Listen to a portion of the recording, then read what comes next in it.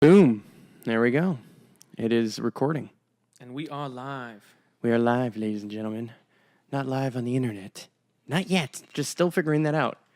The goal is to go live directly to Facebook. In fact, I actually signed up to something called Crowdcast, and that allows me to go live Facebook, Twitch, YouTube, all at the same time. Is it like the last one where you could have it pre-recorded and then pretend to be live? I could also do that if I wanted. Oh yeah, I need that. Need to edit like full-on hour-long documentaries and then live. Just mindfuck everyone. But it's because it gets such good publicity when you do a live. It jumps in front of everyone. Yes, because Facebook is trying to maintain... People understand that, or Facebook understands that if nobody shows up to your live, you're not going to continue doing them. So it's constantly feeding people in so that people are watching at all times. That there's always at least one or two people watching. So Let's be real, though. When you do a live and you see two people in the room, you're like, you want to like jump out of the live.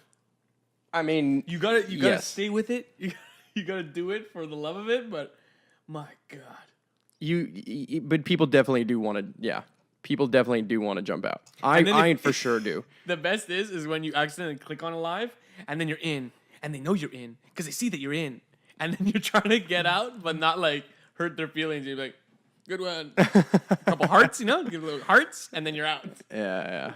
It's an interesting beast for sure, but it's cool. I mean, I like the idea of creating. I mean, for me, the idea of this is creating more content without friction, and to create more content that isn't polished, but that is more so of my character, my background, the people in my life too, because this is an in-person podcast. So the likelihood that I'm speaking to people like you, who, in a sense, I mean, in my world, you're a constant, but in my online world or in my online persona, nobody knows you at this stage of my career. Like you're not a regular on my circuit. Not Superhero Academy, but when we did Valhalla, Yes. I had someone come over today to do ironically Yeah. logos. Okay. And I was like, yeah, he's a friend, so he's gonna fix my Game Boy so I can play Pokemon Red. So yes, I'll make him a fucking logo. That's and hilarious. I was showing him some Valhalla videos because like I didn't know that you did video for like all those years, and that's why I'm seeing it on Instagram. So I showed him some videos, and it's like the character development in the Valhalla videos is really good. It's a real thing. Yeah, it's a real If thing. you watch those, you will get a gist of Marty, Lawrence, you, and me. Who else gets it? I think it's just those four who really get good character development. And everyone else is more like seen but not developed. Yeah, they're secondary characters. Yeah. They're secondary characters because they were less willing to be on the video, or they just weren't around enough. It was so much easier to be like, okay, Lawrence, you're the host. Marty, you're subplot. So Marty would get to do a joke. Yes. Lawrence had the responsibility of doing like, this one's about pizza and togetherness, Lawrence. And he'd be like, okay. And he'd do that. The other guy would have his other joke. And then probably slip you in this video. You come in after the logo. So I slip you in last scene as a joke. And it's so funny. It's like Francis is shoveling the table. I don't know what he's doing. He's brushing a table. And he's confused as to why I'm filming him.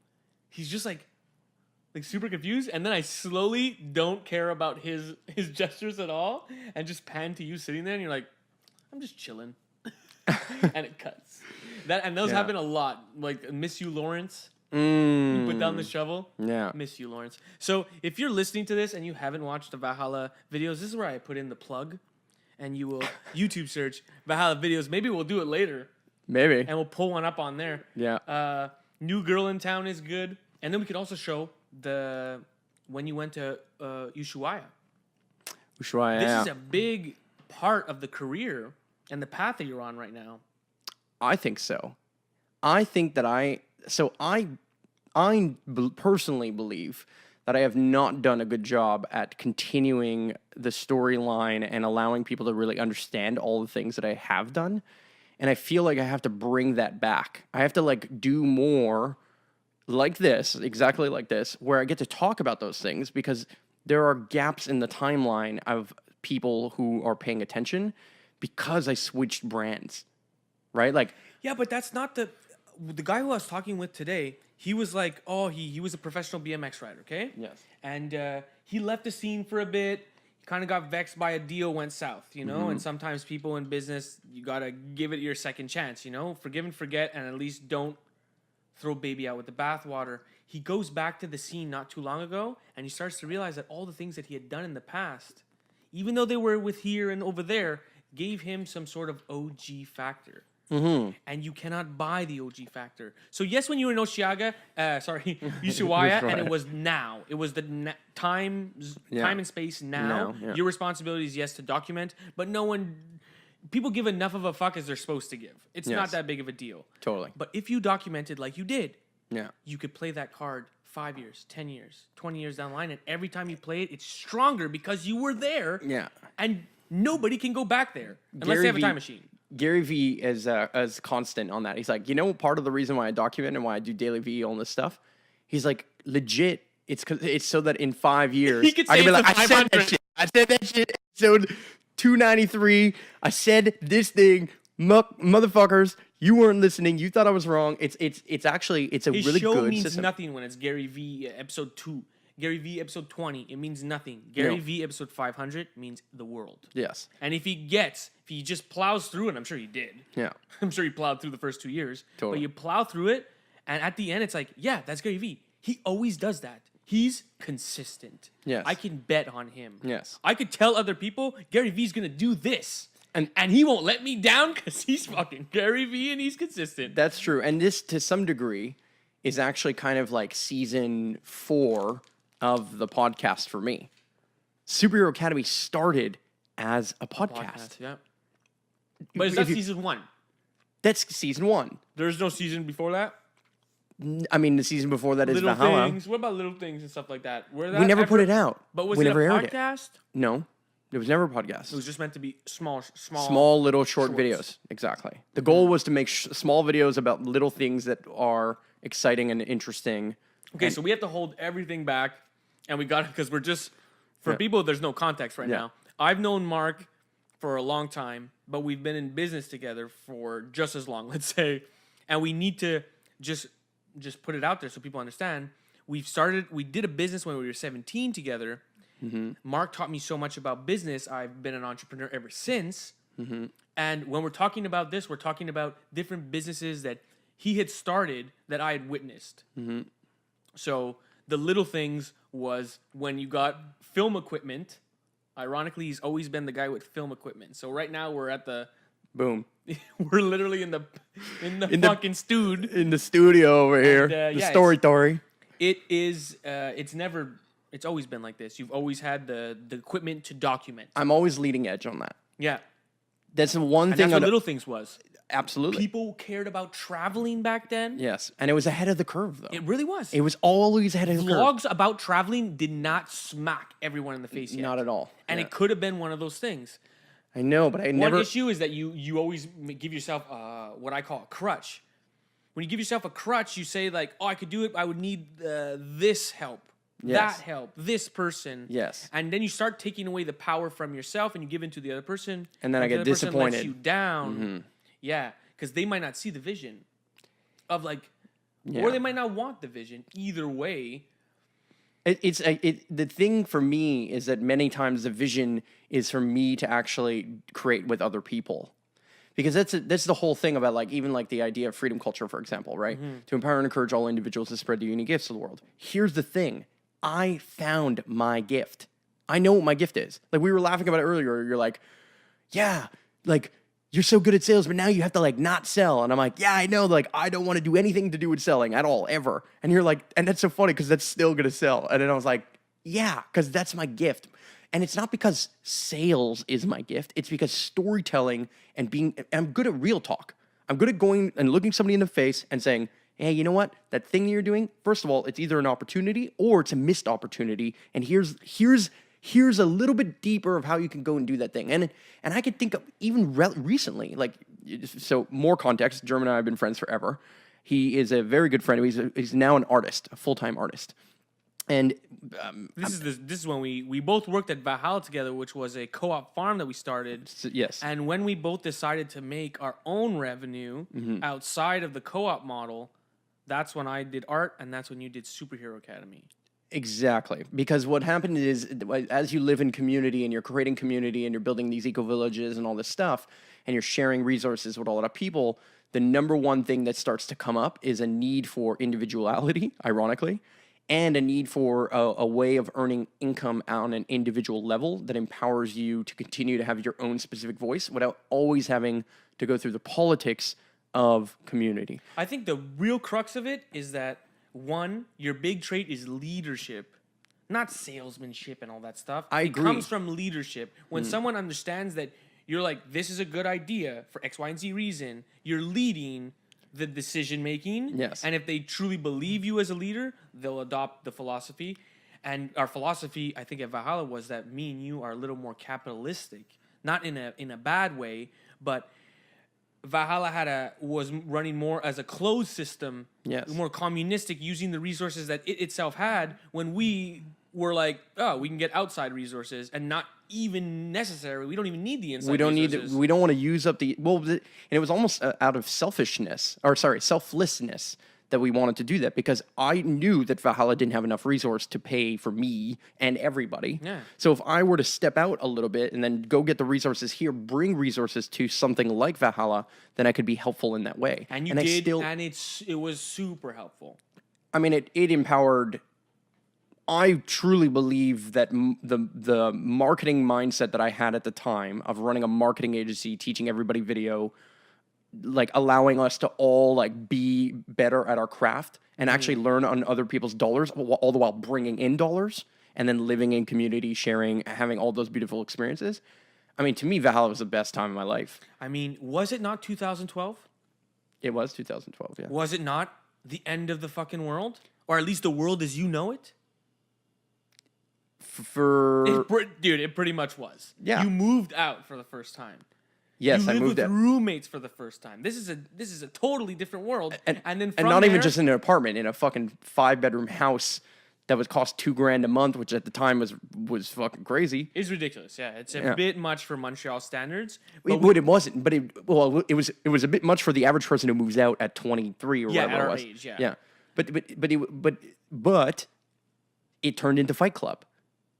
I think that certain individuals went into that house boys and came out men. That's what I think. Yeah.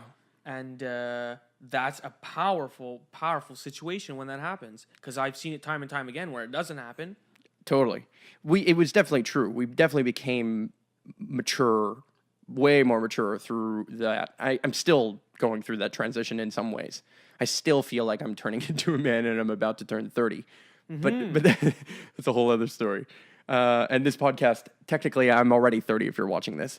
This podcast launches on my 30th birthday. Not this particular episode, but the whole thing. Oh, it's true. It's true. I'm 31 and you're turning 30. I'm turning 30. So you're about to hit the big dirty 30. So the conversation is about to take a totally different little side note. How do you feel? Do you feel like you have accomplished enough moving into 30? No, of course not. That's a good feeling and a bad feeling sometimes. Tell me why it's good. Why it's good.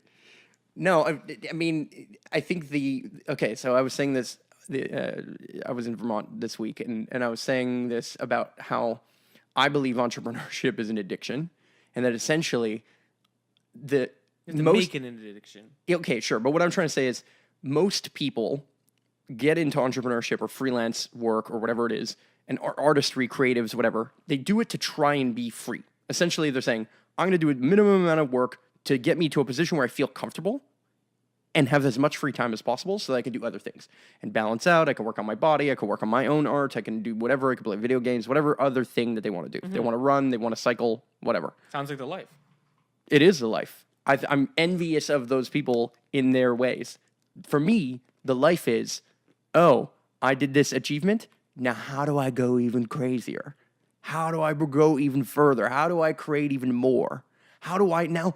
And then the thing that happened for me is I became free.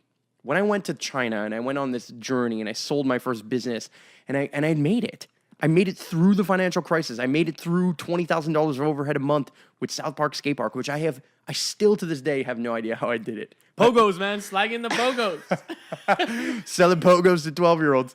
Yeah. I mean, you know, and it's obviously this sounds bad. We were running an indoor skate It park. was a different time, sweet. people. It totally was a different time. Number one, Whole Foods wasn't a thing. But I mean, Yeah, it was totally different back then. oh, absolutely. I mean, it was 2007. 2007, the world was just super different. YouTube was just coming out. iPhones just hit the market. Yeah. Think about that. Mm-hmm.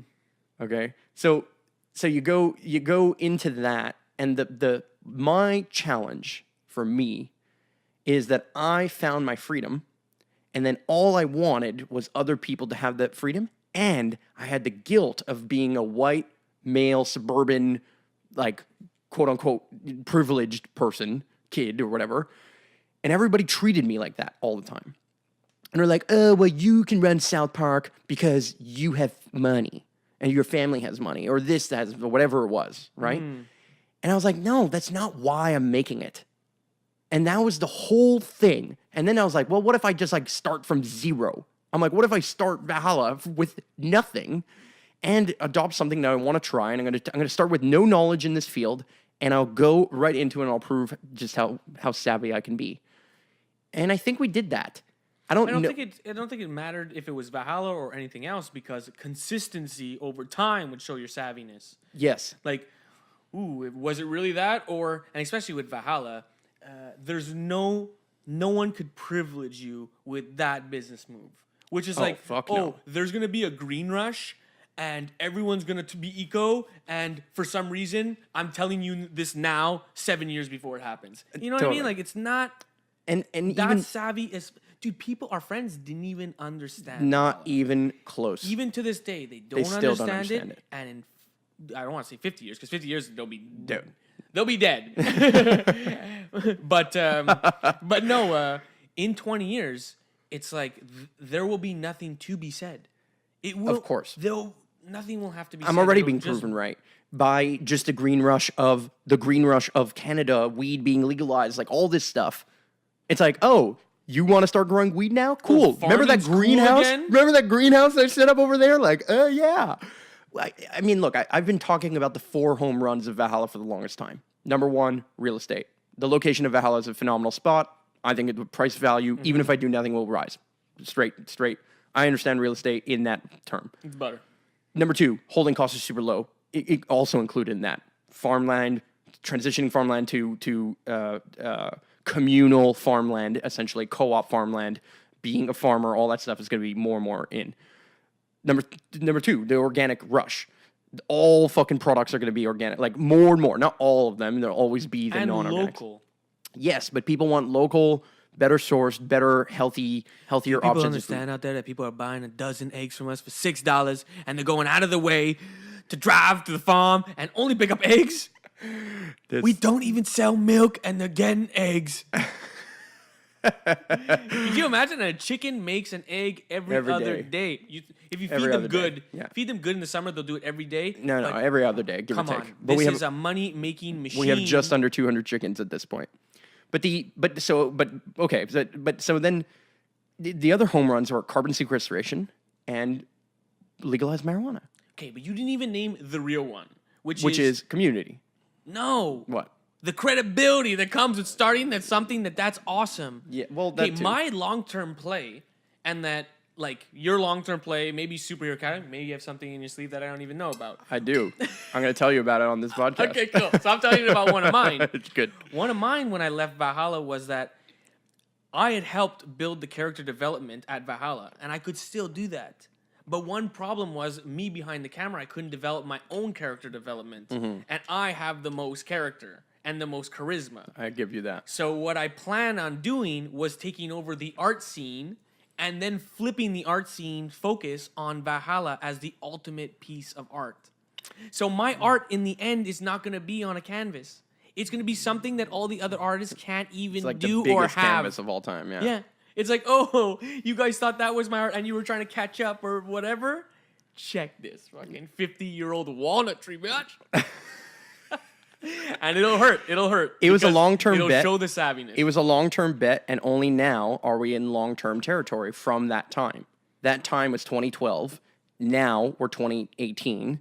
We are year 6, really year 3-ish of production, but year 6 of the existence of this project. And only now are we seeing the first apples on the fruit tree, physically and metaphorically.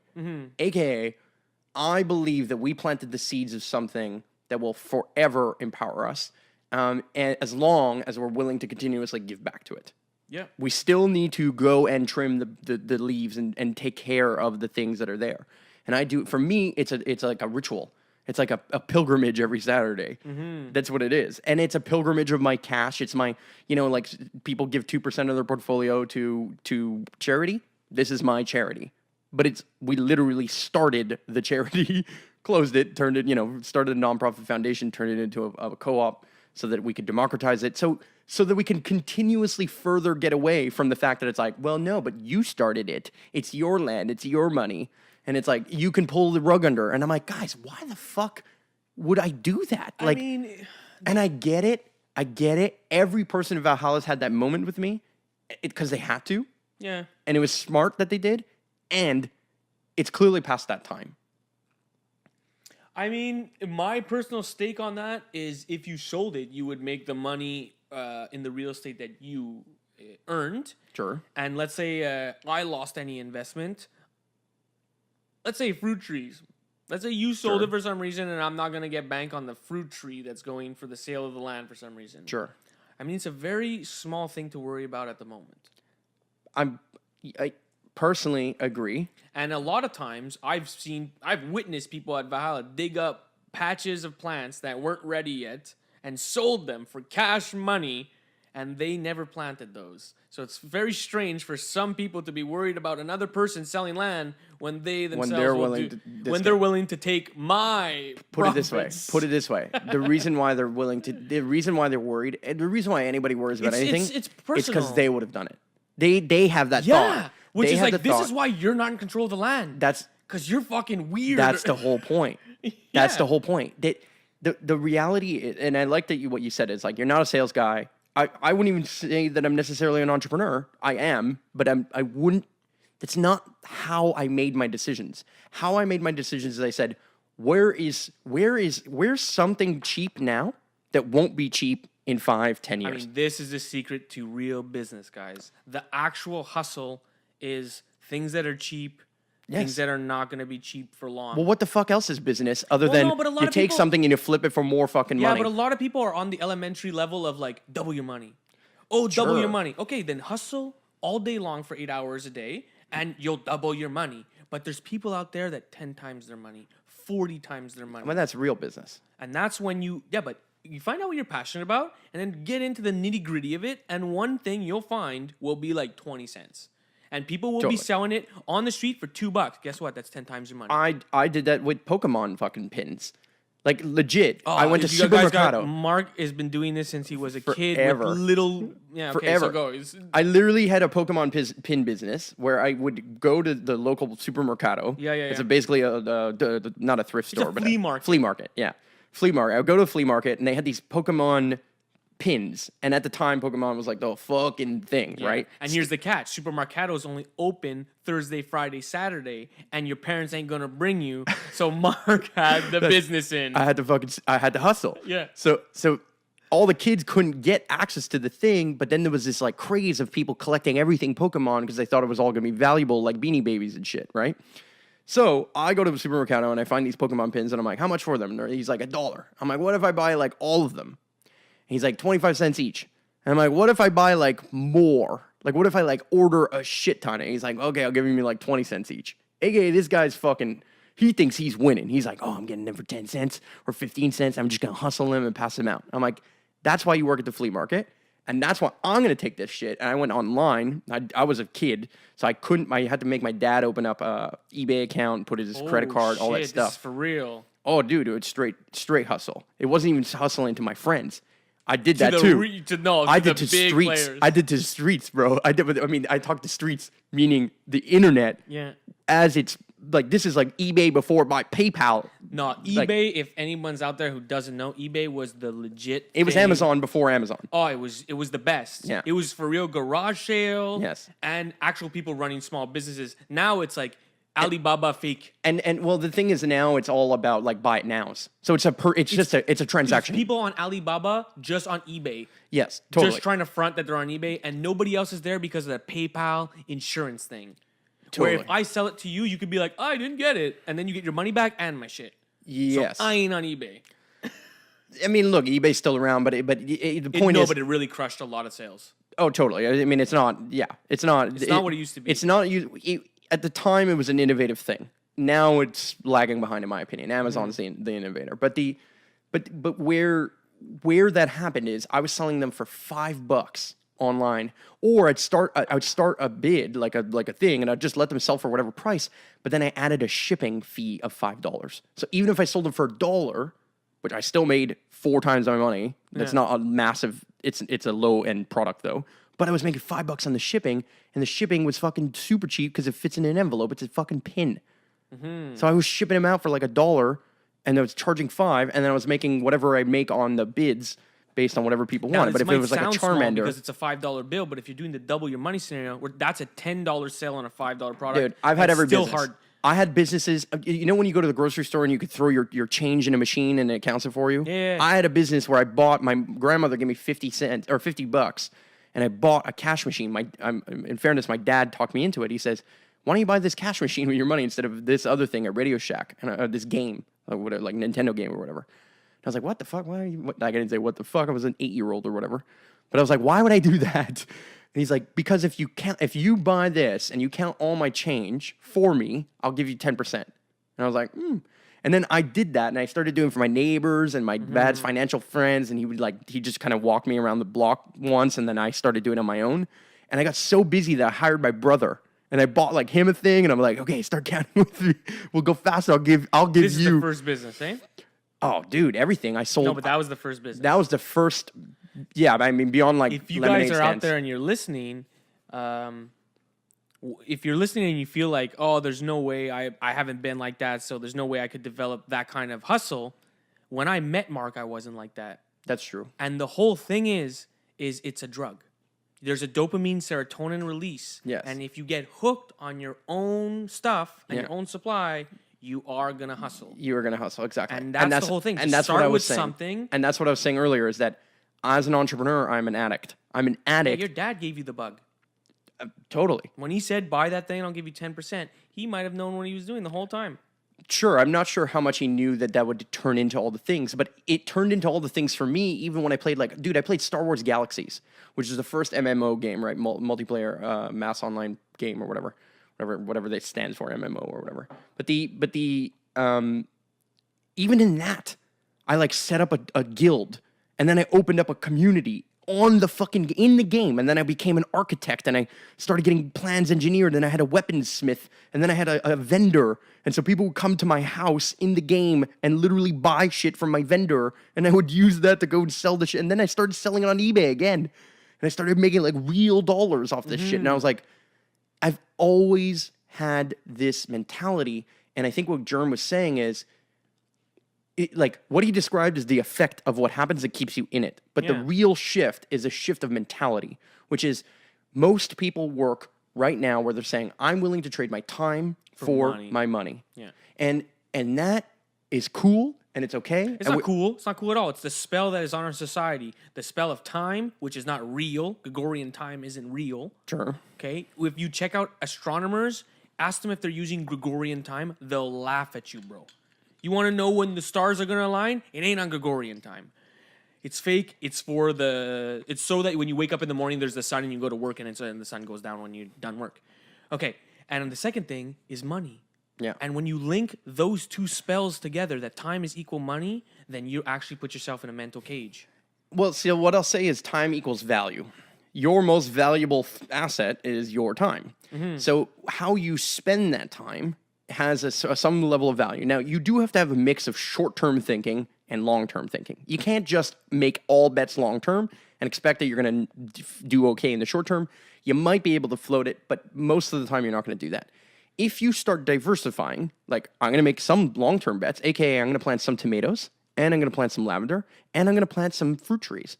All of those things are going to have different yield periods. Okay, but we're great at gardening, but let's do it in normal people shit. So the reason I'm saying it in gardening is that tomatoes grow; they're annuals. Okay? I know, but let's do it in normal people shit. Okay, normal people shit.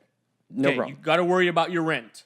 Okay, so you got to worry about your rent. That's the short term. Sure. So right? the short term is you're going to go trade some level of value that you have, whatever that value is. Most people have the value of time. It's the most democratized thing. Of course, yeah. That's why we trade Wash my that. dishes with your time. Totally. So we trade that time for that cheddar. Done. Understood. You have to do that somewhere. I still do it somewhere too. The difference now, I value my shit so high, it's ridiculous. This is the big secret in business. Yeah. Your time is valuable, and the more time you put into something, the more valuable your time becomes because you build experience in that field. Yes. When you started talking to people about business, who gives a fuck what an 18-year-old has to say? Well, and you wouldn't have paid me a lot to know my business wisdom. No. You'd be fucking, if anything, you'd be the apprentice.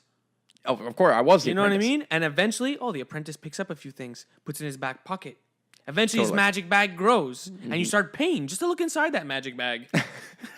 And eventually, it's so big that he doesn't even need to sell it as much. He just sells you the morsels. Hence Superhero Academy. Yeah. So the real thing in the business world is your time is valuable, and if you keep putting it in the same, yes, if you keep putting it into the same piece of art and the same skill set, your work will become more and more valuable. And it's not true that it doesn't go with everything. You know, keep washing dishes, you won't become the ultimate dishwasher. So choose wisely. Don't let society choose for you. Yeah, there are certain jobs that are dead end jobs, without a doubt. Yeah, and if you're listening to this and you're doing them right now, you're strictly doing it because you need short term cheddar, and you're not thinking long term, and you deserve better. But you deserve better. But even if you're doing it, let's say you're stuck, right? Like you're in this position, you have to be working that job, washing dishes, because it's the only thing you have right now. Understood. And where are you putting that extra 1, 2, 10% of your time?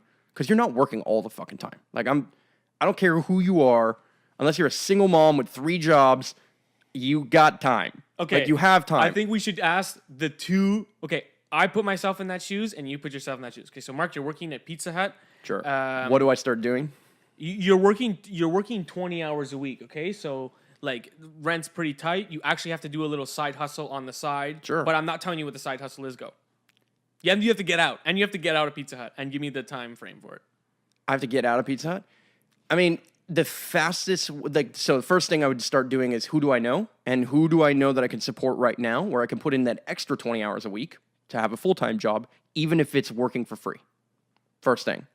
Where can I go work that I know I can mobilize and learn a lot from somebody, and even if I have to do it for free, I'll do it for free. Mm-hmm.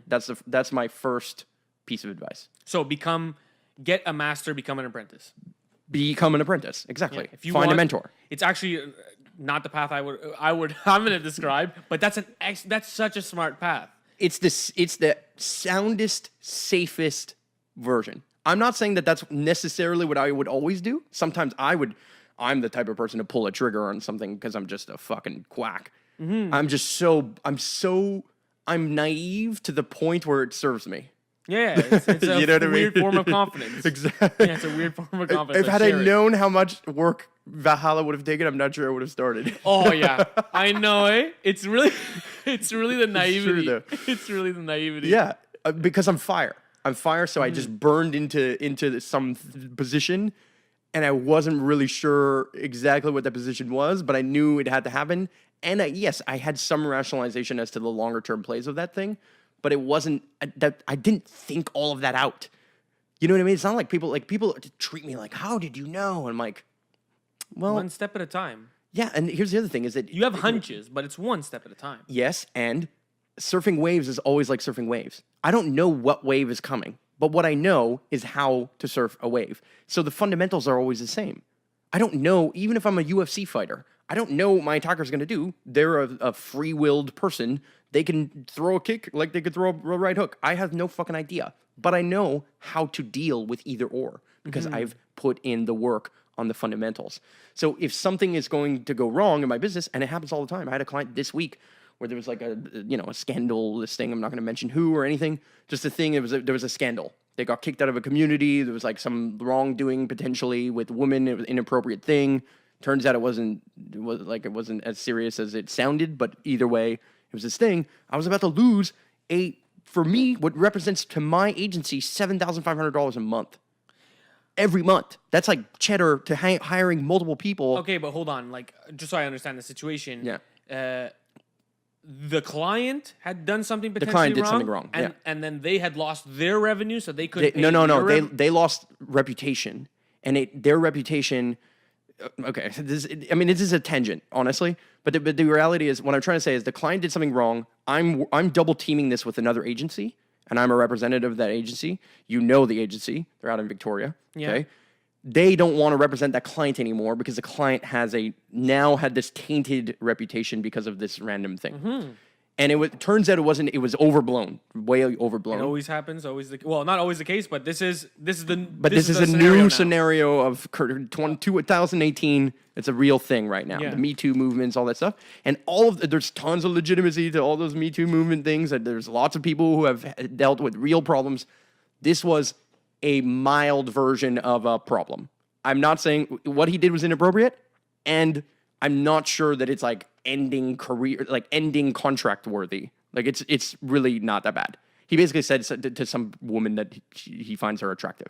And he's like a 65 or whatever year old. Anyway, this is Yeah. No, but I feel you. And in this scenario, like, you're trying to weather the storm. Well, so what I'm trying to talk about. It doesn't end the career, does it? For this man, is he? No, is he okay?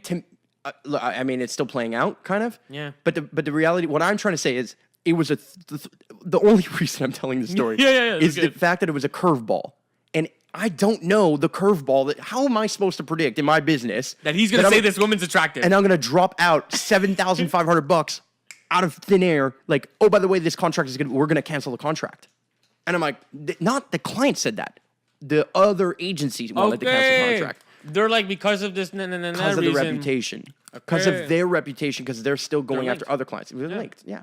Yeah, of course. If somebody finds out that you're working with, if you're working with Brett Weinstein or you're helping Bill Cosby right now in 2018, you're fucking not going to look so hot. You know what I mean? Look, that's just the reality. I'm going to tell you guys the secret. The secret to not get sexual harassment suits. Are you ready? Don't do it. You got to treat your women right. Yeah, how about that? How about, like, don't be a fucking dick? How about that one? But in some situations, though, and I've had it happen to friends, a girl will lose she'll pull a card. Let's just put it that way. She pulls a card, and society has not gotten to the point yet where we call someone out on pulling the card when... Yeah. Because this is a character assassination. This is a huge deal. This is something that, like, as we're talking about OG factor shit, this could be something that haunts you for 3 years. Totally. And it's a statement. You never know. It was a statement. And how do you, like, somebody could come out of the woodwork and say some total horseshit about anybody. I can make a fake account, post on your website right now that I'm Samantha and you did this and that. And dude, if a client sees that, what does it matter if it's real or not? It could create massive problem. What does it matter? But that was that was the exact reality of this situation. They didn't even know the facts, but they're like, we have to probably drop the client. And I was like, wait a second, guys. Like, there's we probably have to. And in total, I don't have the.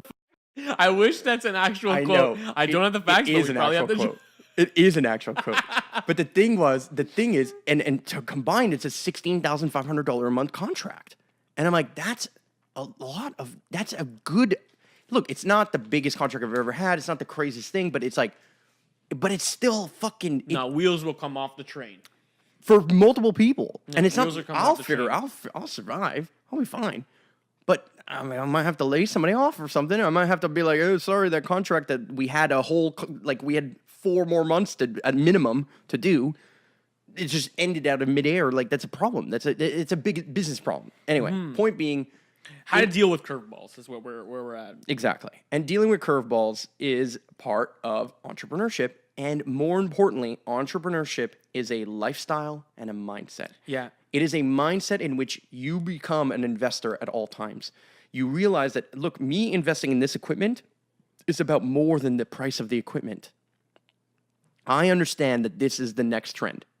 I believe that I truly believe, and this is part of the announcement I want to tell you, I believe we have to revive Dreamcatcher, but it has to be a mobile show. And it's mobile in the sense that it's like this?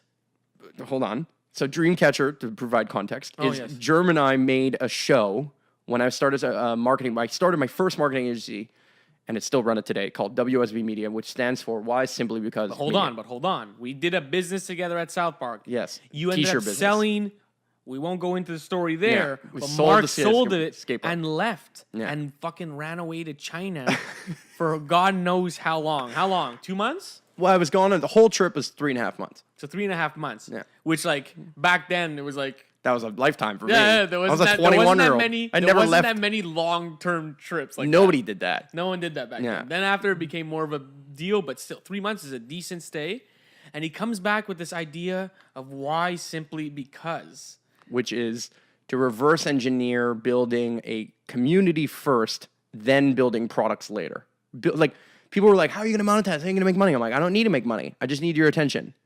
Once I have your attention, somehow I'll figure out how to make money. But that wasn't the point. The point was, how can I be innovative and interesting and gain attention? My business operates on, I have your attention, therefore I have an opportunity, not just for me, to promote Germ's art, to promote whoever the fuck. It's not, I don't see, like, I don't, you're watching this, I don't, like, I'm not trying to get money out of your wallet. I'm just trying to entertain you. I'm trying to provide value for you. And if I provide value for you, you give me that value back. Somehow, somewhere. It might be 4 years from now where you're like, you know what? I should have listened to you 4 years ago on that podcast when you told me I should stop washing dishes. Maybe that's how. Or maybe it's like you listen to this right now and you're like, what the fuck, Superhero Academy? And you go look it up or do whatever. I don't know, and I don't care. That's not the point. I'm doing this for me, but all of that to be said is that I was reverse engineering an audience. And the thing that we did a couple of little gigs and little ideas, and we pulled off some stunts, basically, was what I would call them. And whatever. But then we did this show called Dreamcatcher. And I'll give you the floor on trying to explain what Dreamcatcher is. There's the logo up behind us here. I still have the original poster that you made of it. But I'll give you the floor and trying to explain what it is. Okay, this is where I totally one up Mark in my business savvy. I go into the Rialto, the big theater. Did we both go in or you went in? We both go in. Yes. But I'm the one with the idea, and I'm telling you before, Yes. that we're going to give him half the door, but the door's going to be free. Never tell him that the door is going to be free, but we'll tell him we'll give him half the door. But we ask him for the night. What we do ask him for the night that we're like, what's a night that you're closed, you're making no money right now already. Yeah. We're coming at him like, we're coming We want a Monday night. Well, Yeah, we yeah. wanted a Sunday night. We wanted a Sunday night, We yes. got Sunday night because Tam Tams is around the corner. We knew that Tam Tams was there. We wanted Sunday night, so we wanted him to admit that his Sunday night was dead, and then we'd be like, "Cool, we'll take your Sunday," knowing that we could ship people from Tam Tam Tams, which is a big park, Mount Royal Park, where a everyone gathering. gathers on It's Sunday. the largest unorganized gathering in North America. Yeah, so really? Like every It has to weekly, be. it's the largest reoccurring unorganized gathering. Unorganized meaning there's no one lead. It and we happens. just call it Tam Tams because people go there and drum play circles. drums. Yeah. And but many other things happen, but that's one of the ways whatever. So, anyways, the story is we go in there and we're going to basically bait this guy and tell him we'll give him half the door. He's going to lick his chops and then the door's going to be free. And He's going to get nothing. And we're going to get a historical landmark building, opera setting, theatrical house. Theater. Yeah. Where I could go and sell that to real artists in Montreal Yes. who are either they're quality enough to be on that stage or they long to be on that stage. And then I can get them for free. So Yes. then what I made was a gong show. Various acts, hopefully for 15 minutes. Yeah, We variety had some show. It's a variety show. Yeah. And we would keep switching them out. It wasn't just singers. There was all kinds of people. Comedians. There was the yo-yo guy. There was the yo-yo guy. magician guys. That's so There was a magician every Hypnotist. show. There was there's Spidey the hypnotist. We had epic mealtime. Epic Mealtime on the first episode. So we did one. The owner found out that we gave the door for free, but we also were giving away Buona Notte free burgers. We gave out a free kitchen set. Yeah. Who could, like, the Epic Mealtime We brought eating epic contest. mealtime. We Listen, brought 300 people, We did a serious show. Yeah. And he was like, okay. and he still made money off the bar. Of course, that's his game anyway. That was always his game. So he made his money off the bar, and he said, cool, I'll give you the rest of the summer. Yeah, he gave us 3 more version. So we did three it more up. days. We did till September or the last of August. End of August or something. Yeah. Yeah. And then that was the end of Dreamcatcher. It was stressful because of our age. Yeah. Well, we were Now 21. at my age, bro, We could do it easy. oh, someone gives me fucking lip about staying on. No one's staying on stage past 10 minutes. Nobody. Yeah. I'm so like going on there and cutting your mic and like, great job. Dude. It was our first time that we were emceeing. It was our first time ever running a show. It was our first time on stage. And then running a kitchen. we were running a kitchen. We were running a fucking kitchen. we too, were above we were all. running a door. We had swag. We had shirts. We had shirts. We had shirts. We had a ticket system. We literally ran a whole fucking show without knowing how to run a show. And let's be real. Never having run a show. If and we got someone- fucking in the Gazette. Bro, We and were, we were in the the Gazette. newspaper. We were in the newspaper with our first show. Dude, if someone juiced that show, and I believed it back then, if someone juiced or picked up on the show, it was the Montreal show. It was The Price is Right. We would have the place stacked, and all we're doing is it's free, and you're getting free shit. But hopefully, but the reality was that it was a win-win-win-win scenario, which is the venue had a dead end on a Sunday night. The artists couldn't get a stage and enough of a crowd to ever book something like that. and Most photos artists. and photos and videos Photos of you and on videos. that giant stage. Exactly. And the reality is that we brought in all these talented people, combined all their forces, and said, this is viable only if we all show up. Yeah. And that was the genius of Dreamcatcher. And this is the best part. I don't know if you never known this. I don't You know. know how I organize things, right? Well, I mean, yes. Yeah. Or don't organize. It was that, Mark. It was that. It was like emails. I would email the world and be like, show up that day. Yeah. Show up that day. Yeah. And then And we had no idea who was showing up. I had no all off the cuff. Yeah. Who are you? What do you do? It was I'm Germ's. gonna put you on after this, and then in the end, like I had to tell maybe 2 people, Yeah. "Ooh, there's not enough room," and then but that was was your the job. only Yeah. way to run it. Yeah, it was your job to get the talent. It was my job to get sponsorships, to run the kitchen, and to run the video thing, and to make sure that the owner was happy. The Rialto owner, Ezio, was happy. Fucking Ezio. He's still running that place for I'm sure. sure. Yeah. I'm sure of it. Good. What a funny guy. Most like But that super was- classic Italian. That was a great learning experience, Yeah. and for us to be in the Gazette and all that stuff, and to make a show that So here's nobody, I don't know anybody else in Montreal. So that here's did the that reality of this culture that we were talking about. That's festival life right now. show. What we Festival- had made. It's what festivals have turned into. Yeah. But in a better way. Like festivals have more production, have higher ticket sales. Like they're doing it pro versions. Yeah, yeah. Right. It's not a night. Yeah. I mean, we were 21 and it was our first show, or you were 22 or whatever, around that age. Oshiaga didn't even exist yet. Oh no, none of it.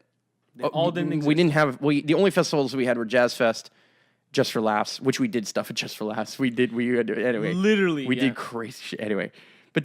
So all of these things were all to prove the point that you don't need to know how to do something to do something. You kind of have to be willing to commit to it.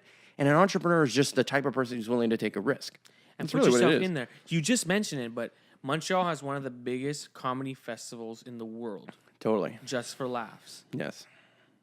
And because of Dreamcatcher and Spidey hypnotized Mark, or did he? It doesn't matter, because Mark later got hit up and found out a Just for Laughs guy. Yeah. That was kind of like eyeballing Spidey to maybe give him a gig on this outside stage. Yeah. Mark fucking saw that as an in and spoke to that guy.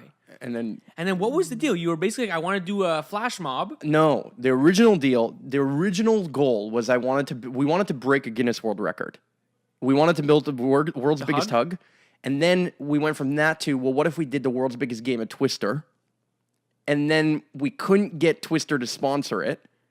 Like to give us the Twister The mask. real deal was that Guinness wanted like $6,000. Yeah, they to wanted just to money show up. just to show up plus, to say what happened. plus flights, plus hotel. Yeah, so it was like $10,000. Yeah. And then we were like, shit, we don't have $10,000. So we're like, fine, let's do a flash mob. And there's video of this flash mob online. Okay, so this flash mob is epic. And if you're the editor of this vlog, which is possibly me, roll the tape. So this is super crazy. Basically, it took maybe 20 to 50 people. And with 20 to 50 people, Mark was able to get on a big stage. We ran music. So now when the music are coming out of the speakers, people turned and faced the big stage. Yet there was only one man on the stage. This man started to do actions. Yeah. And the 20 to 50 people that we planted started to copy those actions. And lo and behold, everyone started to do those fucking actions. And you had hundreds of people who started to join in. It was and the song, well, the first song was Requiem for a Dream, which is the song that started WSB Media, because I was listening to the same track over and over and over again during my final exam. And on the day of my final exam, I wrote a manifesto on the back of the exam. And then I went and did mushrooms with Germ that night. It was like a full moon thing. It was a crazy transitional. It was also the solstice, December 21st. Okay, now he's rambling about this because you take those little steps as an entrepreneur and you find out that life is magic. Yes. You find out that eventually you get to that stage where 200 people are mimicking your movements, and it's exactly what you thought it would be. Yeah. Just like everything in your life has been. Totally. It feels fake. I saw your post recently, which is like, is it a fucking movie? Yes. And it is. Yeah. But you're the director. I am the director. And you had done those amazing things. And once you hit those amazing plateaus, you aim for higher and higher. And really what it does is it sheds the beliefs and doubts that you had that keep you lower. Yes. Like the fact that you got on stage and saw 200 people copy your movements, you know now. But yes. Inherently, you know, I just need 20 people to believe in me and the world will believe in me. And that's my current paradigm. So my current plan, my whole thing right now, like everything I can give advice on in marketing at the moment, it's given specifically the state of social media and more specifically Facebook, is it's all about the 1,000 true fans. It's all about the rapport with the actual people who care. I shouldn't sell a single thing at this point, personally, until and only if I can truly provide value on a consistent basis, meaning day to day, literally every day at this point too, because of the culture that we have, consume. 4,000 true fans. So until the day that my Instagram / all the things gets 1,500 likes. Yeah, 1,000 likes or 1,000 shares, but without all the hacks. Because right now, look, my personal, I don't know if you've been paying attention at all. My personal Facebook page went from 400 followers to 19,500 right now, as of this moment. Hacked or Facebook algorithms changed a bit? Hacked because I just have good distribution. No fake likes, no fake anything. Nothing is fake. It's all organic shares. It's no Facebook ads, none of it. Legit, my content with captions and a title, just optimized for Facebook. Because people listen without words or whatever, or without sound, and just shared, just because I have access to these bigger pages, and because I'm selling their things for other clients and running a marketing agency, I get the benefit of using it from time to time for myself. The big play moving forward, if you're an entrepreneur, is don't ever forget that an influencer role is what you need to be. Your marketing as an entrepreneur needs to be an influencer. Yeah. And that doesn't mean like try and wow an older person. An older person doesn't give a fuck about you if you're younger, okay? Nobody gives a fuck. That's the reality. No. The young people give a fuck. Well, yeah, sure. People that are younger than you are looking up to you. I'm talking to you, the person who's listening to me right now. Okay? No, young people really look up to you, and you need to remember that. If you're trying to wow an older person, you're doing it wrong. You do it for the youth so that they have a flagship, something to go towards, something to learn from. So if you just keep living the lifestyle properly and documenting it for the youth and not for the older people, eventually you'll get your OG factor. And you'll have your 1,000 true fans. And that's, dude, I'm telling you, 1,000 true fans come in the back end, not in the front end. I completely agree. And the front end meaning older people. The older people will come in droves when they see that you have 1,000 youth. Yes. They'll come in droves. Because they want youth in a they wanted youth. way. Yeah, they wanted youth. And then they saw you had it, and it's validation, and they're like, nah, right. Yeah. Yes, agreed with you. And I'll say, don't document it to make 1,000 true fans. Document it for your own nostalgia, and you'll have 1,000 true fans even faster. That's all. I'll go one step further in saying that. That's all. That's all I want to add. That's so hard because, like, when you start, you have the imposter syndrome. You have the fake it till you make it syndromes. Everybody has that. You have to learn fake it till you make it. You have to fake it the first couple times, And we faked the whole Dreamcatcher thing. That's the whole point. The whole thing is that we didn't know it was going to work. So we were so unconfident that it was going to work that we made it free because we're like, hopefully we can get our friends to show up because it's free. That was the mentality we had. We were faking the whole thing. Yeah, but back then we had we placed less value on ourselves. Of course, because we didn't have experience. Like right now, would I put in the time for chumps to not show up on a Sunday? Nah, because I'm worth more than that. Yeah. And Montreal's like that. Montreal's, hey, there's this super cool thing happening on Sunday. Yeah, but until you have momentum, I'm stoned. Once you have momentum, then it doesn't matter. No, that's totally different. That's totally different. So the late play of our game is the late play of the game is that Dreamcatcher will eventually come back. And I'm saying it should come back sooner rather than later. I don't know. I'd rather people beg for it and then we give it than. Well, they're not going to beg for it because they don't remember it. Obviously, it's not clear. Like nobody associates me or you at this stage of the game. Well, maybe some people do. No, I just mean like beg for a new thing. Yes, a fucking theater show. Sure. And what I'm telling you is where they're begging for it right now is at festivals. And all the festivals, if I look at festivals, almost all the programming tends to happen at night. And all the focus is on what DJ is going to be on the stage. They're missing the in-between entertainment. That's the whole point. I know. Every single one I went to, it's like the artist doesn't even put on an entertaining show sometimes. They don't even bring on props. They literally just stand there like idiots. Yes. So if the DJ is not going to put on a show, who is putting on a show? Because Pink Floyd and Rolling Stones and all those big bands, they got big because they put on a show. And they also had cult followings like Grateful Dead. Yeah, but dude, they didn't show up. Okay, no. Grateful Dead gave people LSD. Again, they don't just show up and play their song. Do you think That's they planted stupid. the LSD in the ground? Yes, it was a CIA operation, actually. Wow, let's not go down that road. Yeah, we won't go down that road, but I would love to have Garrett here to talk about that. The Grateful Dead traveled the San Francisco Bay Area, California area, and they used to bury pranksters and stuff like that, giving people LSD at the show. And that's why some people have they really love Grateful Dead. Oh, if they saw them live, if they saw them live, their cult following. I hate Grateful Dead. I think the music sucks. Maybe I didn't take LSD and listen to it.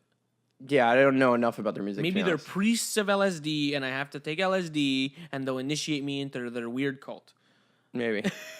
Anyways, let's get off that topic. Yeah.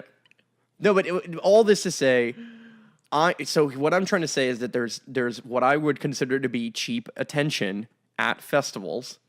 And if you're able to contribute to the festival in a gift economy like scenario, aka you're able to bring something to the table, like I did in Costa Rica. And you're going to see it now in February because I'm bringing you. Mm-hmm. You have to come. I mean it. You have to come in February. Mm-hmm. And you'll see what I mean, and you'll know why I'm saying we should bring back Dreamcatcher slowly. I'm not saying like we have to host one now. I'm just saying that we should prepare. Dreamcatcher is the best because it was a 10-minute window where you didn't get bored. Yes. The guy would get the fuck off stage, and a new person would come on and tickle your fancy. But What's this guy about? What's this girl about? What are they going to do? But that's what we did in Vision. We had 10 to 12, 15-minute speeches. Some people went over, and that was lame. But the reality is that we were doing. Oh, that's great. Yeah. We just had rotation, so just like one after the other, and then we had a schedule with the timekeepers. What's really important in that is to throw in a comedian every so often. Well, what we need throw in things that people didn't expect. I went to TED Talk. Yeah, because I needed to switch it up, and that's why. Let's say we had a comedian, and then you come on stage. Yeah, bro. If I didn't know, and if I don't know you, I don't know. I'm on edge. It's like, is he gonna crack a joke? Yeah. And I'm listening more because I'm not sure if this guy's going to crack a joke on me. But it's just like the ADD culture of social media. I have no idea what I'm going to find on my newsfeed, so I'm just going to scroll and see what's happening. This is the live version of that thing. Until something weird. Sure. And that's fine. When the weird shit comes down, you're like, oh, this is a burlesque show? I didn't even know. That was Dreamcatcher. Yeah, we had so much. We had always burlesque, and once we had Fat Lady burlesque. That was great. That was. I thought that was amazing. Nobody thought that was happening. No one saw that coming. Exactly. That was the trip of the night. Yeah, and it was like their thing, and we're not body shaming here, but it was just that was their thing. That was what they called it. Like that was like I can't remember how it was termed in French, I believe too. But girls. It was like plus size burlesque or whatever the fuck it was, right? But anyway, so the point was. The point is, that's what I'm talking about. The mix-up is the thing. It's like, this is the stage that nobody knows what the fuck is happening, but what it is instead of Dreamcatcher as a name or whatever, it's like, it's just random superpowers. think about the idea of like, there's random people showing up and they're just giving their superpower, and we just collated it in a good way. In a sense that like, we made a good mix. Like, it wasn't like 4 comedians, then 4 burlesques in a row. It was like comedian, burlesque, jazz thing. You know what I mean? Like, we made a good. We had to really mess with them. Yeah, but I have a stage. I have a cheap stage. Yeah. And now if I keep... But we'd have to find out who the talent is locally there, because we're not flying out talent. But No, they're flying themselves out. They're paying to come to the mastermind. Okay. They're coming. So it's more a matter of getting who is who, and then They're mix all and matching there. them. No, I mean like Yeah, personality-wise. Totally. Like, you can't be after him because you're going to bore each other. totally. Okay. That's it. I did Oshiaga last year, and what I don't like about the festival scene is like, and maybe this envision Oshiaga's different. Dude, Oshiaga, It's different. I've been to both. Oh my God. It's a sea of consumerism. I did a Oshiaga, mural, and I swear to God, bro, there's a plaque that says my name. I kid you not even 1% gave a fuck about that plaque. So I'm there watching my art in a mist of people, and I'm watching them really Give not zero give a fuck. fuck. Yeah. Really, like, it doesn't even cross their mind that a human painted that because they're at Oshiaga where everything's fairyland, and so they just paid. Because they paid $300, the consumeristic fairy fell out of the sky and painted everything and made everything fucking nice. Well, that's kind of how, I mean, yes. And you can restore that magic by building real community and stuff, by hosting pre and post events and getting people to know and interact with that artist to begin with. Well, in this That's situation, the difference. in this situation, we should have live painted. I don't give Of a course fuck you about should an have live artist. painted. I don't give a fuck about an artist that needed a week to do his mural. No. Great. He takes his fucking week and he shows But up the last day and does the last. Envision has live painting. You have to have live painting. But they do. They have an artist gallery, which is non-live, aka you can have your art hung up. Yeah, just and go then check it. and then they have a bunch of live painting, and there's a bunch of it. They're doing it. I'm telling you, they're doing it right. They paying? They pay. They pay? I'm not everybody. Like, some pay, some don't. They deal. They negotiate. Yeah, I know, but I was like, because I talked to Chris about it. Like, would he be down if they paid? He went. He's done it. I think he's done. He's done it? I think he's done I don't know if Envision. he's done Envision. Maybe he hasn't. Either way, I don't know if they pay. I know. They put it should. this way. In a certain situation, They definitely you get sell the big art. wall. I'm you pretty get sure. the big shout out from the big artist. I'm very sure. Like, look, from an artist like that, they'll pay. Because look, They'll there's pay. people who follow Chris Dyer that be like, if they see Envision, they'll be like, oh shit, I got to go to Envision now. If someone's a true fan, one Yes. of those 1,000 true fans, I agree. and they see you go to a place, and now they need to go to this place, even though you're not going to be there, Dude, then you need to pay for that. there's a reason why they're bending over right now. They're so excited to work with me because I brought a theme camp, but I didn't just bring a theme camp. I brought 115 influencers. Yeah. I brought 115 people who have a variation from 100 to 1,000 true fans, if not more. All of them have a good gamut of that thing, and they have some level of an online brand or personality, whether it be a personal brand, a coaching brand, or a flag. You get what I mean? Yeah. And so that is bringing a new culture of people who are going to come. I'm telling you, the festival. Now, here's the thing: if I make a road show, if I build a tiny house, basically, okay, with a speaker system and a stage and a podcast studio that I can drop at a festival and then say, hey, all your artists, I want half an hour with all of them. But I'll make the content for free. You won't have to pay me. You won't have to film me. You won't have to do anything. But I want to own the content, and I'll shout out Envision, all of it. How much is that worth? You're making this? Why not? Which is a podcast? Well, that's one of the things. Then I have the stage. Then I live stream it. Now I live stream it. I can sell the live stream to a sponsor. You want millions of eyeballs? No problem. We can distribute it too. I can share it on Collective Evolution, this place, that place. I can guarantee you the eyeballs. That's where the real money is made, is in the ad when someone's chomping at the bit. That's- Guys, if you're listening, This is the genius. yeah. You're Like, hearing the genius play out live right here. I'm literally giving you the secret. Once you have attention, then you have revenue potential, period. No matter what business you are in, you need attention first. A show is not worth anything unless people watch the and show. know about it. Thank you. So every person, no matter what job you have or company you run, needs marketing. Why is it that all fucking companies have marketing budgets? It's because it's the get attention budget. That's all it is. Now, some companies are better off not doing wide attention, but doing sniper attention. Sniper attention meaning go on LinkedIn, find the guy who's a buyer for Walmart, and get them to know about our product, and then we'll sell the fucking product in Walmart. That's sniper. Yeah. And then there's the shotgun strategy. Send out a bunch of shit, see what happens, and whatever. I operate on more of a shotgun strategy because I'm just good at large scale attention. I'm just good at manifesting that. Not even just for me. I'm still developing my actual talent. My stage persona, Mark Angelo, which is my actual name, but my coming from, you know me as Mark. Yeah. And I prefer that. I like that. I know that Mark Angelo is more of the speaker. Yeah, it's the character. Yeah. Yeah. But it's not a character that I've fully developed yet. Like, what I mean by that is, like, I'm watching it develop, yeah. Yeah. I'm definitely watching it develop. Totally. But I'm still in that phase of development, and I'm really, like, I know I'm really clear about it. I know that I have to add comedy to my routine. Okay, yeah.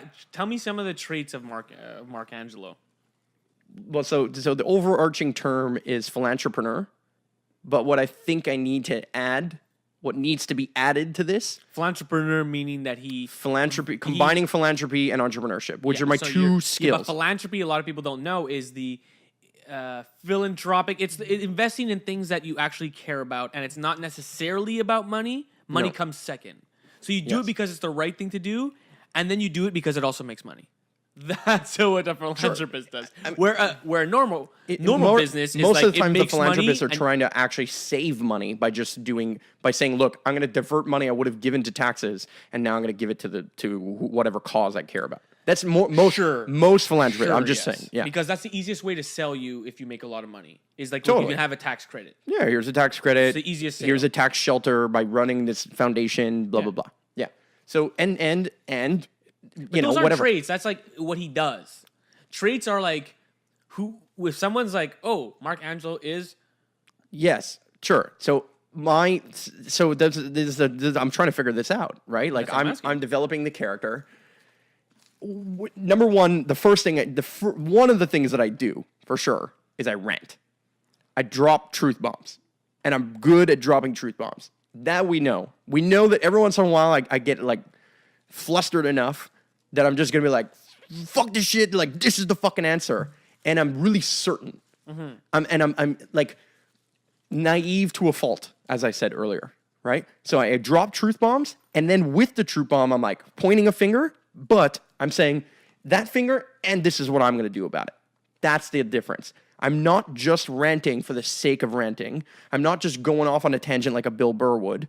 I'm willing to do something about it. If I'm gonna rant, I will act. I will act in some way, shape, or form. Now, sometimes it's a big move. Other times it's a smaller move. But for the most part, if I'm going to rant, it's probably a bigger move. That's my hope, anyway.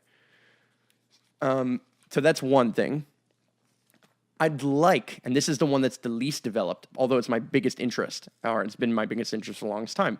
People who I love, right? Some of the people who I look up to, like the Jerry Seinfelds and the comedians of the world, even Joe Rogan, right? Joe Rogan really starts as a comedian, turns into a host of his show, and has a passion for UFC and Both martial those arts. guys have something in common, though.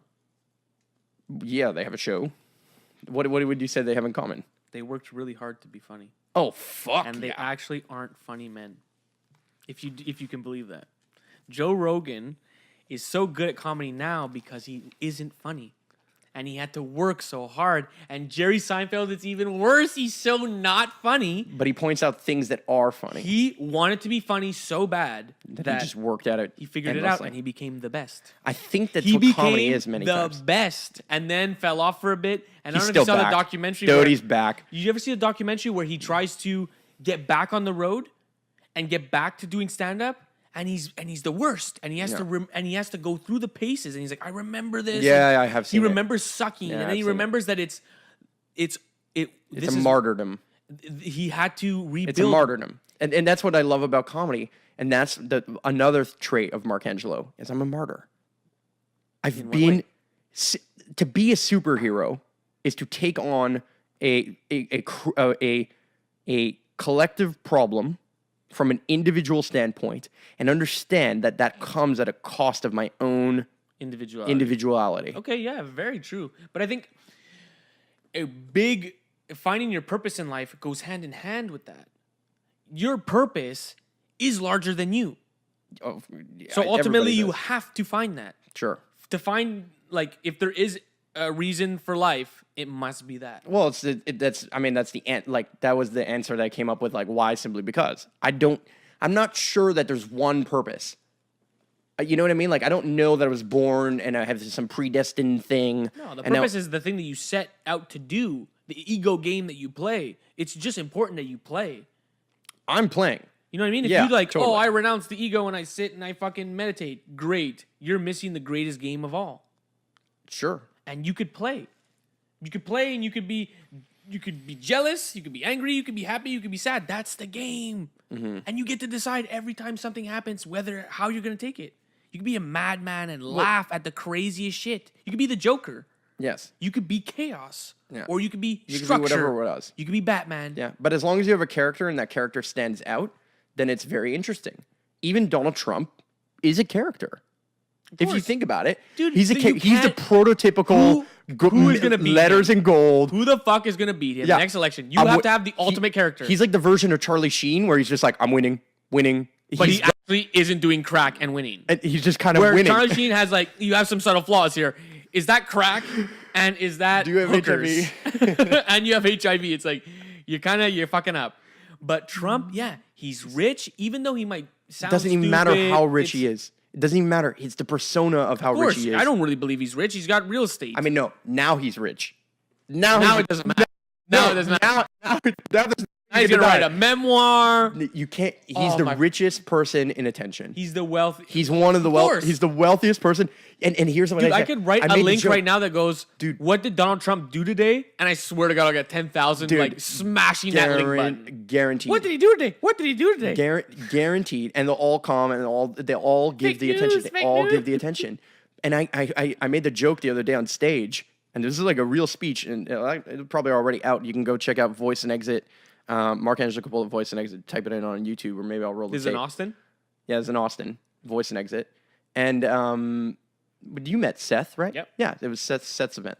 So so I go up on stage and I basically say, you know, I don't know about Donald Trump and how good he is at real estate or not. You know, he's taken some big L's or whatever. I'm like, but fuck me if he's not good at the other real estate, which is the attention real estate. He's fucking phenomenal at that thing. He's so good at just riling the fucking, like, just getting the troops riled up and just getting people Every day. freaking out. And I'm not, every day, he's always got something. And we're writing about it. We're making him a thing. And whether you hate him or you love him, it doesn't matter because you're paying attention. Yeah. What if he didn't post all day and then like at night he's on the shitter and he's like, oh shit, I didn't fucking rile people up. And then he tweets something stupid. And we're like, Kofefi? oh, he's so stupid that look at him, he's tweeting on the toilet bowl or whatever. But Yep. like, what if he's so smart that he knows all he has to do is a tweet a day? I actually think he falls ass backwards into it most of the time. I think so too. I I think think he's he- the no, I- type of no. personality that like after you say, whoa, like that was a good move, he goes, yeah, I know, but he had no fucking idea. No, but look, not every time he's had an idea, but sometimes he did. Like The Apprentice, the way he did The Apprentice, I'm going to come in, we're going to build it in an ominous room. I'm going to sit in a big high chair with the door and the gold elevators and the gold thing. I never watched it, but that was him. The shtick was, You're fired.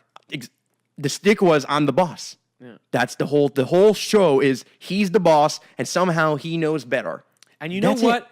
After a couple years of beating Midwest America over the head with I'm the boss and I know what's better, I wonder what happened when it came down to voting. And if that TV propaganda played any role in it. Of course it did. It constantly was him firing other notable people. Oh, you're notable? But you're fired because I'm the real boss. Because I'm the real boss. Yeah. And it was And just I know that better. nonstop. So it's like, He's the boss. dude, I need to It's go the back and quips. see who was on that show to see if this was actually just a Dude. big play to make him They had president. Celebrity Apprentice. No, I don't think. You know what I mean? No, Then they had- no, I then don't. they had Celebrity I don't, Apprentice. I don't think it was a big play to make him president. Look, here's what I'll say. I think he genuinely actually cares about the way he believes, like any entrepreneur, I could do it better. That's an entrepreneurial mindset. I do believe, as sick and twisted and addicted as he is, entrepreneurship is a form of addiction to, and you mentioned it earlier, like almost in passing, it's a dopamine rush. Oh, you got the deal, you got the thing, and then you're just always looking for the next high. Yeah, of course. You're just like, I say this as you're rolling the joint. No, but the business is the real high in life. Absolutely. It's because all it is a feedback loop. It's just a feedback loop that said, hey, you did this thing, you thought it was valuable, and guess what? People put their resources in. They showed up and they brought their money and they paid. They bet on you. And that's it. That's it. So I think he genuinely cared about the country. He got bashed at like the dinner by Seth Meyers there. He went to the press dinner there. Seth Meyers with his written jokes. Well, sure, I mean, you can't hate the written joke guy. I mean, fucking Conan O'Brien. I don't like Seth Meyers that much. I don't think fine, he's funny. but there's a lot of other written joke people that are fucking hilarious. Fucking Colbert was amazing. Don't hate the written joke. I actually don't like the new Colbert. Not the new Colbert, but the old Colbert was a written show, and he was fucking brilliant. He was amazing.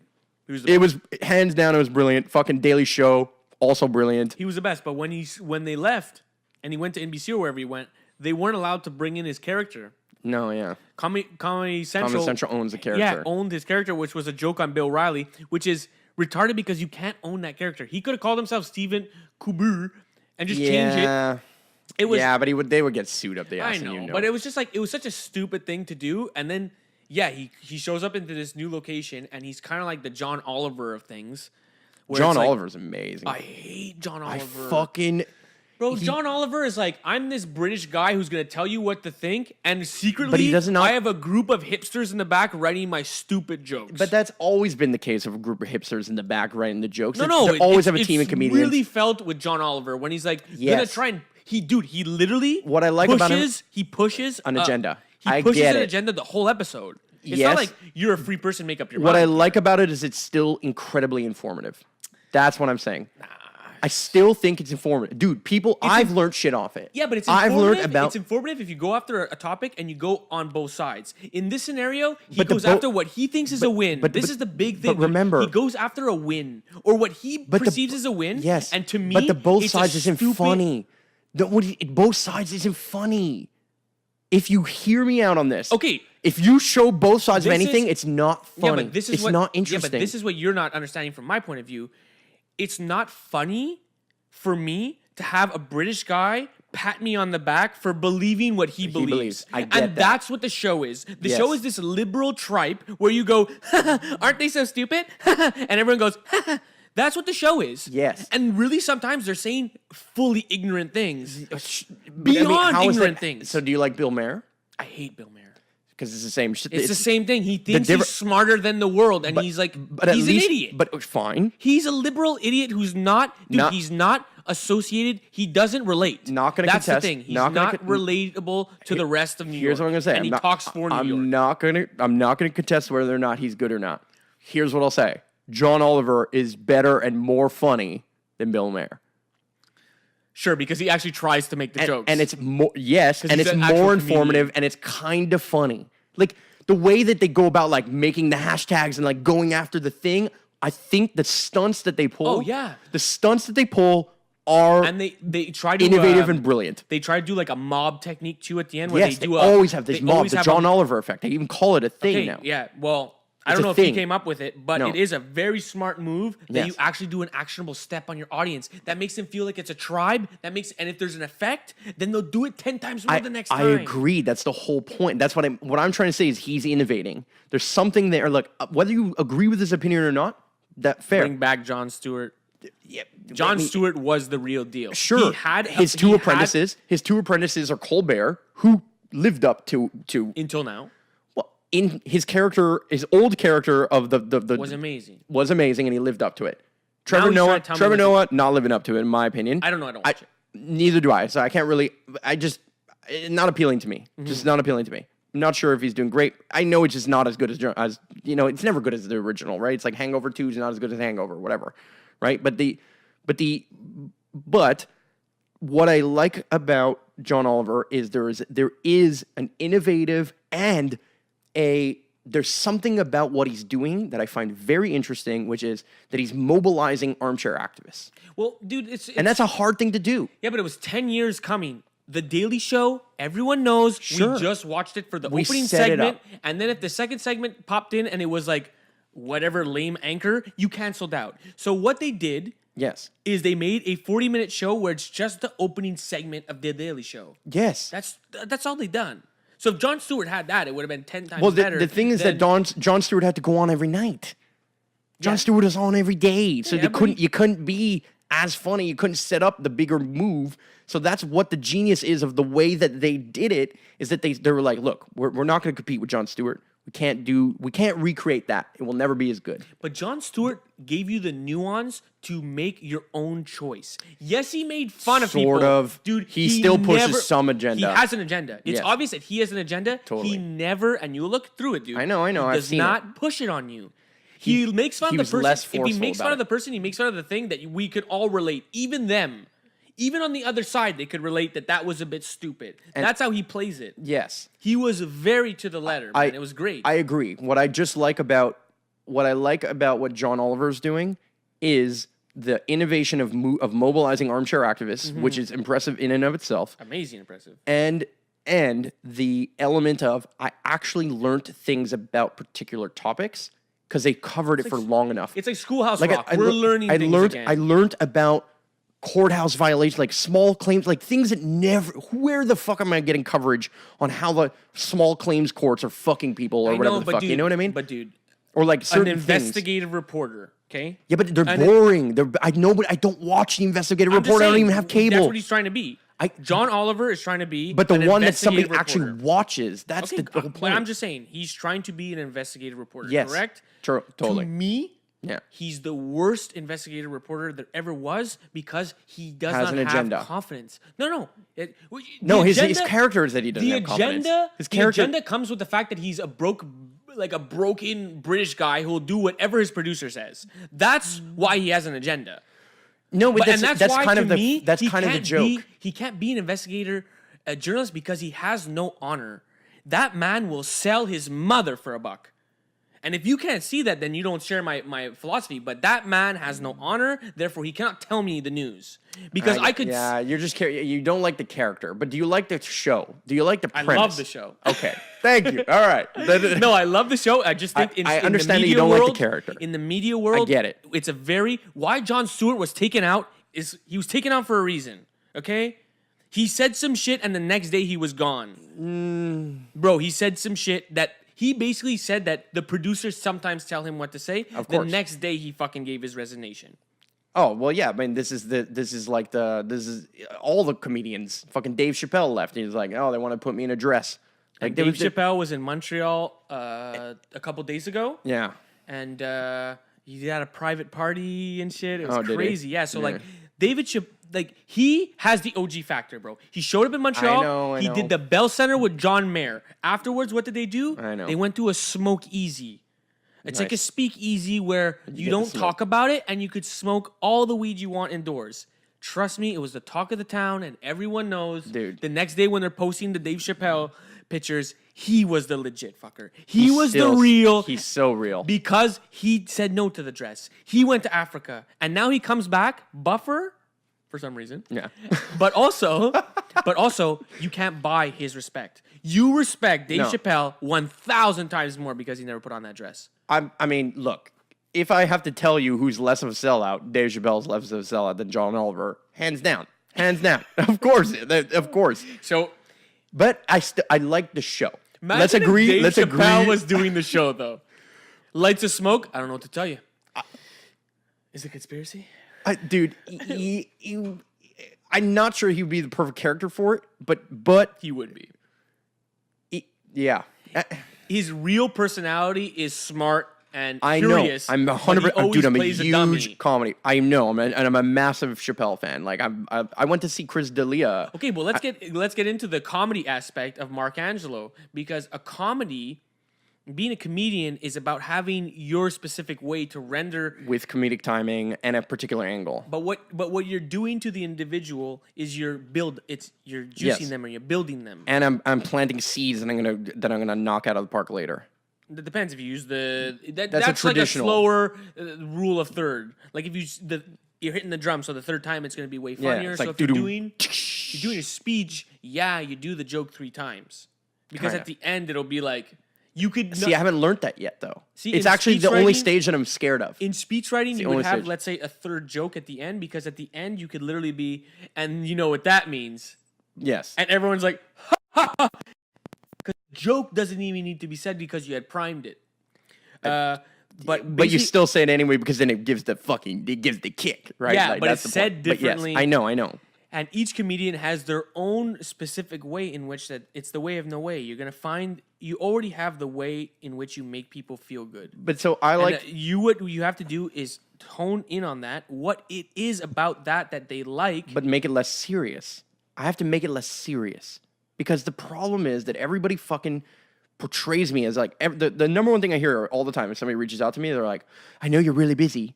And I'm like, "Yes," and I don't want to be the guy who's just busy and always business all the time because it gets boring, dude. I've lived it. I've been 11 years. I've been an entrepreneur. I fucking have the character down. I got it. You want fucking questions? You need marketing advice? I rub shoulders with the best for real. Like I've put my 10,000 hours. Now, am I the best in the world? Fuck no. But I've still put my 10,000 hours. I can give high-level things, and I can cash in money, no problem. Because I planted those seeds many years ago, like we were talking about earlier, planted those seeds many years ago, so my time for money ratio, off the charts. And it will only continue to grow, because I'll always have another campaign or another thing, because I'm doing it for myself. And for other people here and there, because I'm just helpful. But what I don't know, what I haven't done is a comedy circuit. What I haven't done is like emceeing and like doing those things. And when I think about the only place I have done that, I'm like Dreamcatcher and Envision now. Being a good MC is being, laid back, loose, and not serious. And being willing to roll with the punches. But that doesn't mean... That's not necessarily comedy. It's not about being super funny. No, but I want to bring comedy. Remember when we used to do like some talk... When we did this French thing, remember this one time I was just sitting down and I stood up and people laughed?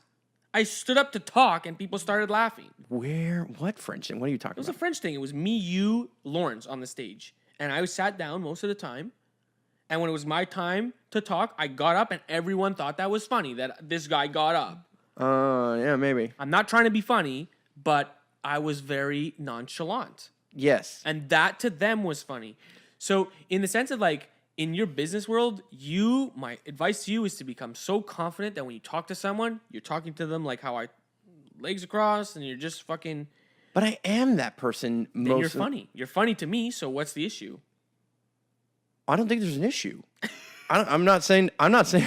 If you want to do like I'm not saying there's comedy, an issue. You want to do like a stand-up routine. That takes some bombing, bro. You got to go out. And bomb. So I'm willing to go be the apprentice now. It's not as fun as you think because I did this before. Dude, okay? I know it's not fun. It's what ends up happening is, surprise. It's not fun. You do your jokes. They bomb.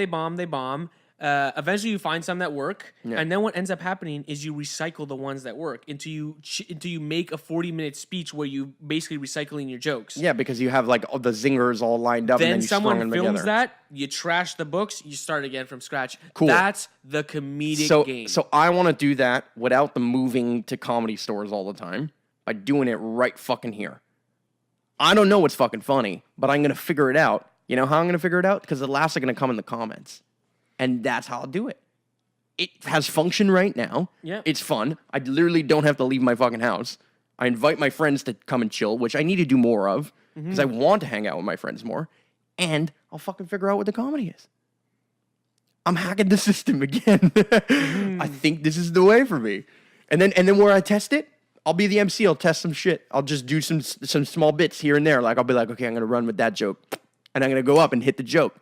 And then see what happens, like live on a stage. Now, I'm not trying to dodge going to a comedy show or on a stage and fucking doing that thing. But it's more important on your stage. It's more important on the Envision stage because it sets the precedent that this fucking guy has balls. Sure. When someone goes out there and puts themselves like I'm about to be super serious, but I'm gonna make a fool of myself first. Yeah. Nobody else is gonna do that because everyone else is too serious. Totally. This is my business. But the guy the guy who's not fucking serious right now, that's the real guy. All the other guys are still faking it till you're making it. person who because hasn't- the guy who knows that he made it is joking around because he he made it. Because it doesn't matter. It doesn't matter. It doesn't matter what you think. What matters now is that you have a good time. I know. That's what matters. But that's the whole point.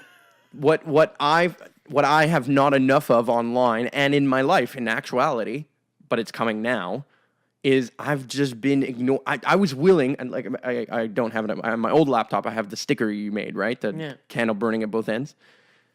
That's what I did in my 20s. That's what everyone does in their 20s. I mean, yeah. If Some they're do smart. it through cocaine. No, burn the candle at both ends. Everyone does it Everybody, in their 20s. good on you. You should do it. I did it through, I did all I tested all the waters in those ways. I traveled, and I burnt the candle on both ends because I worked my fucking ass off to get somewhere. And now I have the thing. I know what it is. I'm a genius at one thing, which is I'm really good at understanding attention and how it flows and how it moves, and I'm good at seeing it before it happens. AKA, I am able to surf the wave. Why? Because I have the fundamentals of surfing, and I have the fundamentals of understanding which wave might be worth surfing. That's it. That's it. That's all that surfing is. And then the rest of the time, this is the third trifecta of surfing, is enjoying the ride. Yeah. And that's the piece that I'm missing. That's the piece that I'm the least good at right now. I actually am the worst right now in my life at having fun. I suck at having fun. Because you grinded so long that you forgot what was fun. That's all. Well, and because I got my highs through the grind. But you know what? I've been watching you, this whole time, and you definitely had more. You were definitely more serious 3 years ago, 4 years ago. Than right now? Yeah.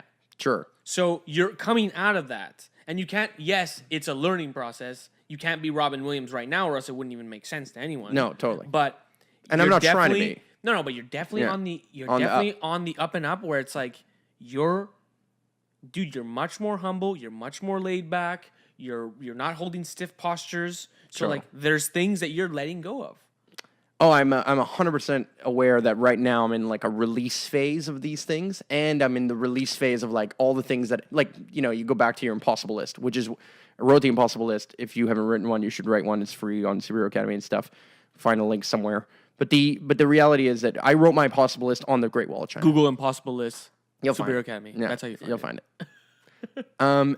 But so I write the impossible list, and as you turn 20 or 30, and you have this changing of the chapter, if you will. It's a mental one, but it's a real one. And I tend to think, oh, well, I didn't achieve all the things I maybe wanted to. And I also achieved a bunch of things I didn't know I wanted to, and that went way further in than I ever would have thought. I know way more about web development and video than I ever would have thought at 20. What's one thing that you thought you would have done that you didn't do? I would have hoped to have already built a school, that's physically. Okay. Yeah, that's okay. Yeah, I would have hoped that I would have built a community, but then I did. I did build a community. This is the part where you are gonna learn how to have fun. Yes. Did you? Oh, I didn't build the school. So what? No, but you built a greenhouse. You built the buildings that people go and learn at. Oh, I'm technically the school is built. It's just that you placed the school as a different building. Yes, I placed it as a particular and you did thing. In that scenario. And I've my done advice would be to see the silver lining joke. The joke is that you got exactly what you wanted. It's just in this different oblong phase at the moment. Yes, it's in an oblong phase. But I'm still doing it. I have the mentorships. I have a school, a superhero academy, all this stuff. You have it. You built the school is online and jankily at the land. Totally. And that's a laugh. I get it. It doesn't mean I feel. So when you ask me the question, do you feel like you achieved all the things?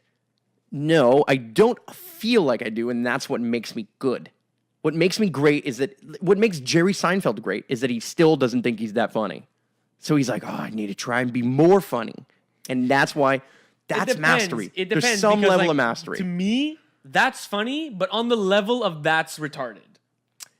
Sure. I have friends who are funny and they don't necessarily know it all the time because I'm kind of like not laughing at them, but I'm laughing at that there could be a character like that in this world, and I think that's hilarious Yes. because it's so displaced from me that it's like hilarious that a person would actually do and say those things. But everybody has a character. To me, you're fucking hilarious. Your character is hilarious to a bunch of people, right? It just is. It's just like funny, wacky.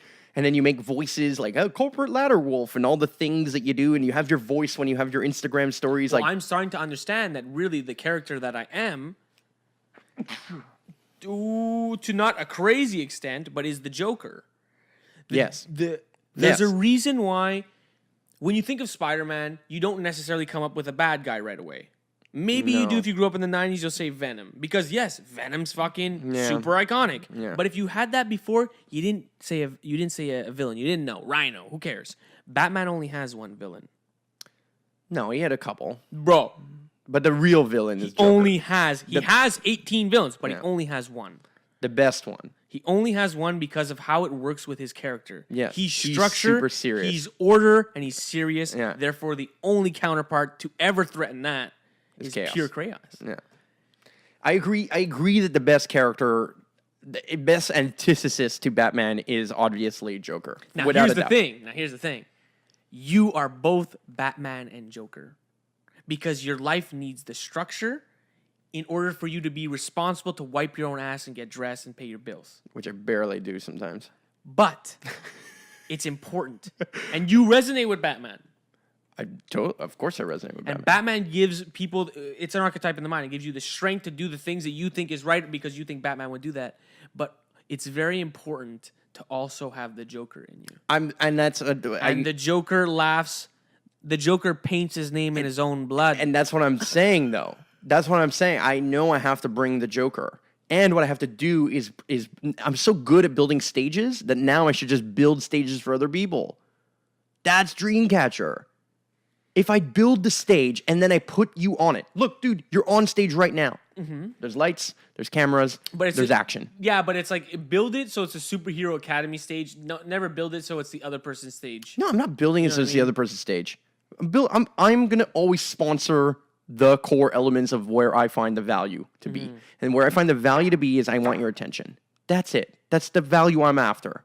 That's okay. Everybody else wants other value. Some people want to be known as cool. Some people want to be seen as hot. Some people want to be seen as the fashionable person. Some people want to be seen as the creative person. Whatever your shtick is, fucking perfect for you. And what I want, I just care about your attention. And I care to honor your attention. That's the key. I care to not get your attention in a cheap trick-like scenario. And I'm like, oh, I got your attention. You thought there was a hair on your screen, so you swiped up to remove it, and then I got your click. No, I don't want that. I don't want your bullshit. I don't want to play a game. I don't want to click farm that shit. I don't want short-term attention. I want real, true, fan-like attention. You want to call it cult, cult-like followings or whatever it is. I'm interested in that. I'm interested in that for other people, and I'm interested for people. And I'm interested in documenting for the culture. We are part of the culture Totally. of Montreal and of entrepreneurships. Totally. And the more that we can document and show the youth, the more of this there will be. Totally. So and it's our responsibility to tell people, if you're not our lifestyle, get the fuck off. And it's a black belt. It's a black belt thing. When you become a master at something, your role is now to teach the next person. That's your role. Mm-hmm. Like, what else is being a master other than to bring and pass the torch? What else is Jon Stewart other than to carry the torch for Colbert and for John Oliver and for the others? For them to drop it and burn us all. Sure. But now we're all out around our own opinions. But yes. And that's a beautiful thing, right? But my thought is, I'm just interested in continuously having that space and that opportunity, creating that opportunity for as many people as possible, and allowing people to catch their dreams. That's fucking Dreamcatcher. That's freedom culture. That's Superhero Academy. My business advice, marketing advice to you would be to start documenting you trying to find out what's fun. Because I think there's a lot of people in this world. I legit am. We're literally talking about it on camera. Yeah, but more like to the point. Like your Facebook lives are about this sometimes. Because there's so many I know. people that are watching. But at this work. will be live, by the way. Yeah, but that's like, the next okay, evolution. But yes, people who are diehard put this on and do their work. Totally. They're probably already entrepreneurs, and that's why they're listening to podcasts because they need fucking entertainment. totally. That's why I listen to podcasts. That's why I listen to podcasts. I think audio is underrated because people want to be able to do something and laugh in the background. Yeah, I think it's more like you trade too much of your time when you're not sure what you're doing, and therefore you don't have time to listen to audio. Like how I have the privilege to listen to fucking audio. No, I think a lot of people. Actually, no, I don't have the privilege. Audio. That's a weird thing. I don't have the privilege to listen to watch video, so I Yes. listen to audio. That's the whole point. You don't have enough time for video, so you choose audio. And it's actually better for the brain. And yes, because you have to pay more attention. Yeah. And so You less sleep on it. You know, it's not like watching TV and you're just like. and you're off in some other world sometimes, right? But and then you're like passing out in your bed, fucking watching Netflix. We've all done it. The season keeps going. That's why Netflix created the thing that like literally automatically stops. You still there? Like that thing? Like I've never seen it. I don't have Netflix. Fine, but you're a fucking enigma compared to the rest of the planet who has Well, Netflix. I did get tricked into Amazon Prime yesterday. Oh, really? Yeah, they're like, On Amazon.ca sucks for Prime. sign up for Amazon Prime and for the free shipping. So I Yeah. sign up. Yeah. Then they don't. Dude, it was the strangest Don't thing. I'm doing the checkout. I sign up to get the free shipping. I continue the checkout. They don't give me the free shipping on that order. What? But on the next order, they give it. So whatever. I bought a projector and it should be at my house right now. Oh, Once day shipping. So that's the other thing. Yeah. Anyway, sound and light. Sound and light is what we have to go after a little bit here. That's What do you video. mean? Well, look. You want to get a projector? Yes. Could be fun. I mean. Oh, here's what I was saying. Basically, this is for the diehards, but there's a lot of people who are at work who are looking for the fun too. They've lost the fun. Yes. And if they saw you looking for the fun, Then they would it'd be relate. relatable. I know. Like, this is how I relate to Mark. I wasn't relating on his I'm doing well front. No, I in fact hated that, and it pissed Fuck me off. you. Yeah. Fuck you. Yeah. Some people get pissed when they see That's the okay. Mark. But that was a part of the dichotomy. Sure. And Everybody need- hates Batman until they need Batman. That's the thing. But this is the perfect scenario. It's relatable, and I know. and they're gonna root you to win this one because Everybody wants you to win this. that Yes. one. Because that's what everybody wants. But but people do want us to win the Valhalla one too. That's a 100%, bigger one too 100%. that people want. But us to like, win. it's more like in the marketing game, you play to your strengths. Nobody really cares if you make a lot of money. They do once they really fucking love you, and then they want to be you, and then they want you to make a lot of money. Sure, but it's not the strength. No, but hold on. The strength for you is that would be you mad. want to have a laugh. Completely agree for me. But nobody's mad that Gary Vee has a lot of money. Nobody's mad that fucking LeBron James has a lot of money. Nobody's mad if Mother Teresa or Gandhi would have had a lot of money. Do you get what I mean? Mm-hmm. Once you've made it, once you are a character that we love, we're happy that you have a lot of money because we want to be you, and so we would hope that you would have a lot of money. That's why we love Floyd Mayweather, you know, and Money Mayweather, and that's why we love Conor McGregor, because you're sitting there saying, "Fuck, I feel insignificant. I feel small. I feel like nobody knows me. Nobody's ever going to know me. But this person who represents an identity of mine, Irish, black, whatever, you know, whatever identity you want to have, okay, or whatever, whether that be like a genetic identity or a comedian identity, like a term or like a job type of identity. People want to relate, and if they relate, once they relate, they want you to be successful at some point, but not at the beginning. Everybody hates at the beginning until you're big, and then once you're big, they're like, fuck. Then they pay attention, you know. And I'm at the phase now where I'm. It's not even that I'm big. I don't even want to pretend whatever thing. I don't care. No, but the fate has faded. What fate has faded? The hate has faded. My hate has faded. Yeah. Over time. If I look, you know what the best way to know how much hate you have? Just go talk to your old high school friends who you don't really relate with. Those are the people you have to know how much hate there is. And that hate has faded for sure. I haven't even talked to them, but I just know. I can just feel it. You talk to them more. Yeah, I saw them play soccer with them not too long ago. Oh, yeah? Yeah. And it's also a different phase in everyone's life. Yes, because now they understand that hating is not serving them. And that, you might hate someone when they take off next to you at a race and they took off a little bit faster. But, dude, when there's 6 bends around you, like when they lapped you a couple times, you stop hating. Yeah. And you realize that... You're like, okay, maybe I can learn something. Yeah, maybe I can learn something and maybe I should start fucking running. Yeah. Because, like, the only thing I hated was that he was running when I was walking. Yeah. That's what it really comes down to. I'm fucking right there with you. And a lot of cases, too, is that some people actually got moderate success or whatever, and they stop being comparing. Jealous. Yeah. It's not like, who fucking cares? You could have all the money in the world. If you're not doing what you love, I will laugh at you until there's no that is the ultimate joke. Because the ultimate joke is that your time is the most valuable thing that you have, and to think that you would ignore your time, to think that you would constantly trade your time to think that eventually you'll have the time to be you doesn't make sense. Is absolutely... That's the lie they sold us. When you're 65, you'll have the time to be you. Yeah. Bro, when you're 65, you won't even have the energy to be you. At least slaves had their fucking rent paid for them. You know what I mean? Like, that's a deep cut. I might get some hate on that. No, but... And send you hate, send you shade, but it's true. It's true, yeah. At least they had their food and things, and they worked less. They had more free time in some situations. Maybe. I'm not sure. Like, they were whipped. Look, maybe they not had the guy who made the pyramid. They had some other bad conditions nonetheless. But hey, guess what? The person who made your fucking Nikes, that fucking kid in China, man, when the factories that I saw in there, man. That shit is serious. And so even if you think it's not happening here and like we're all fucking progressive and shit, no, you ain't. You're still buying their fucking shit. Yeah. They're fucking still. And now they're $300 the fucking something. Yeezys, Yeah, exactly. They're cheaper than ever, and not they're only, $300. Exactly. They're fucking now. It's even worse. It's even worse than slave labor. It's a fucking fuck you to humanity across the pond, but you just don't know it, and you dehumanize it. And whether you called it a terrorist or a fucking yellow face or redskins or whatever, if you go back into the histories of all the bullshit that we fucking perpetuated, guess what? We're still fucking doing it today. Yeah, economics, self-righteous assholes. What happens now? It's economics. We make sure they can't even get out of it. Strictly out of economics. Yeah, dude, I give people in China $200 US, and they lose their tits. Yeah, they do everything. Yeah. Well, like, it's changing now. China's getting so much richer. I send them ink drawings. I don't even do the vector illustrations, and they do it for me. Give that to someone in North America and see what happens.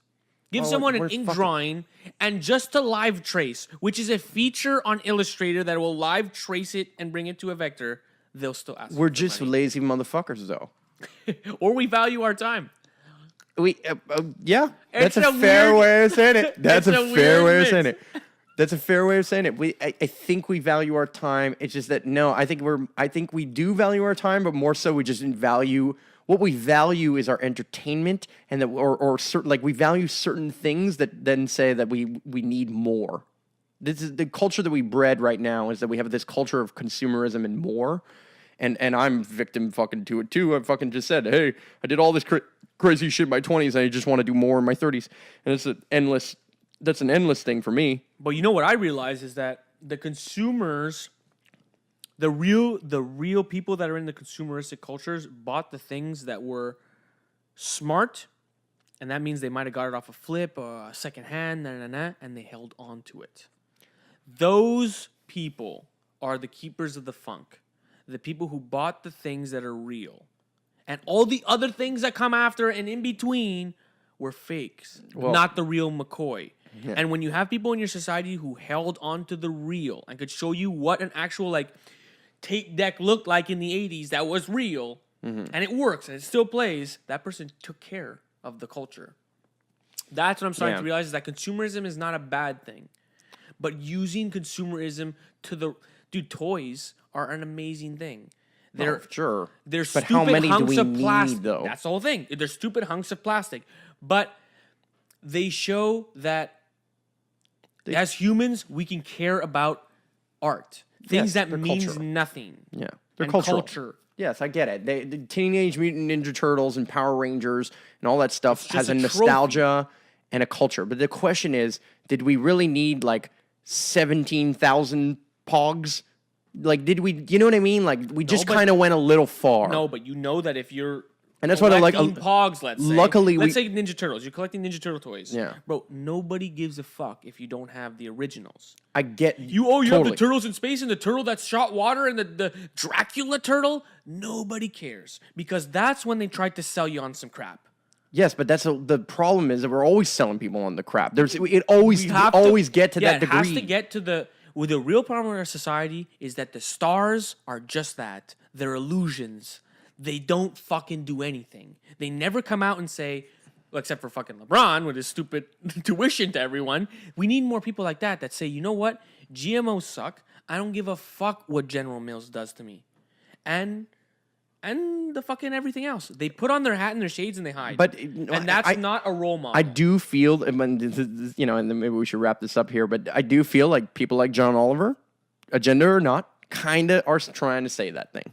Some people are trying to say that thing. Someone behind Dave Chappelle, him that wants to say something. Even comedians. Dude, I get it. There's always somebody behind the person. But John Oliver, it's like someone wants to push something and they pay this British guy to say it. It's super obvious. I get that. There's like a group of people that are like, okay, like we're really gonna have to make it about Planned Parenthood this month. I'm not sure that's always true. I'm sorry. Did they do a Federal Reserve episode?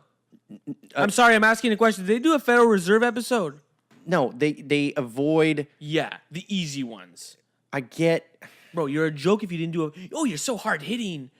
Federal Reserve is a private bank that charges you interest on the money it loans to the nation. They didn't do all of them. Think of the actionable step you'd have there. The reason for that one is not even just that it's a person. It's not just a conspiracy theory. This is not an Illuminati thing here. That's why I want to say that at least. It's more so it's not an Illuminati thing. No, it's a mafia thing, bro. You'll die. It's like a rich person thing. It's a thing of people with power don't want to give up their power. Why would they? Just really. No, but hold on. Okay, but the Federal Reserve is like three people who have enslaved the whole nation. More than three people at this point. But okay, yes. But they're enslaving a whole nation. So if John Oliver can do a episode thing, but they believe that they created innovation. Even if they start trying to hide the information because of the online phenomenon, the information would get out. John Oliver, you'd forever be. You'd have my heart for the rest of your life. Here's what I'll say. Here's what I'll say. He might do that when he exits. Maybe. Give him that credit. Give the credit that, you know what, if a real star, a real fucking like Michael Jordans or whatever, all these people, man, if they go out saying the truth at the end, you got me.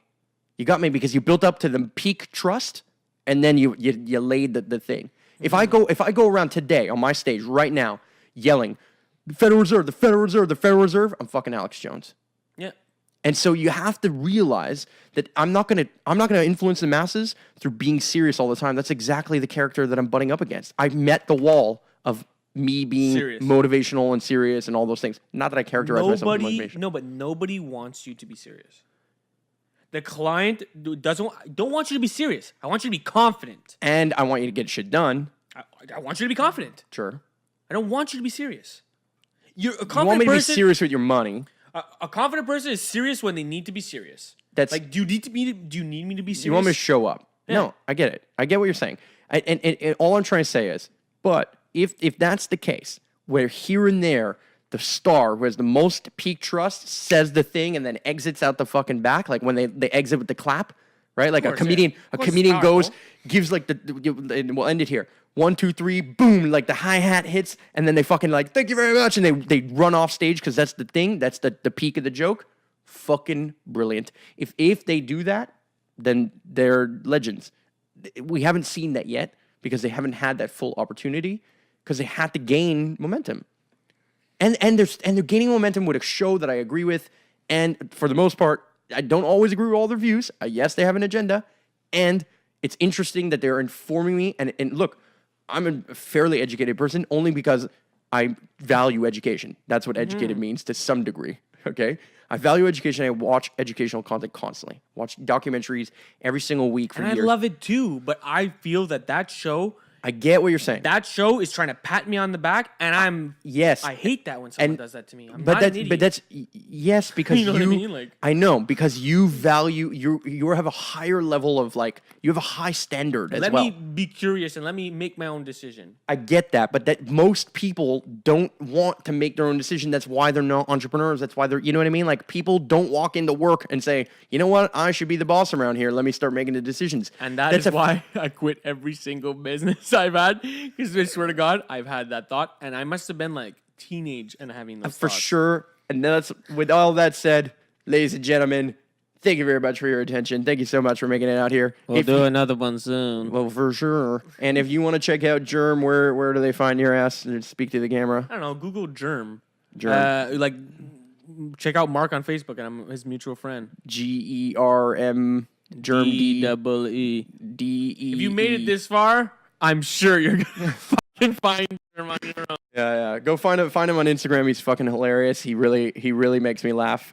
His Instagram stories, your Instagram stories are pretty much the only ones I actually like consume as a thing. Dude, I wish there was better shows.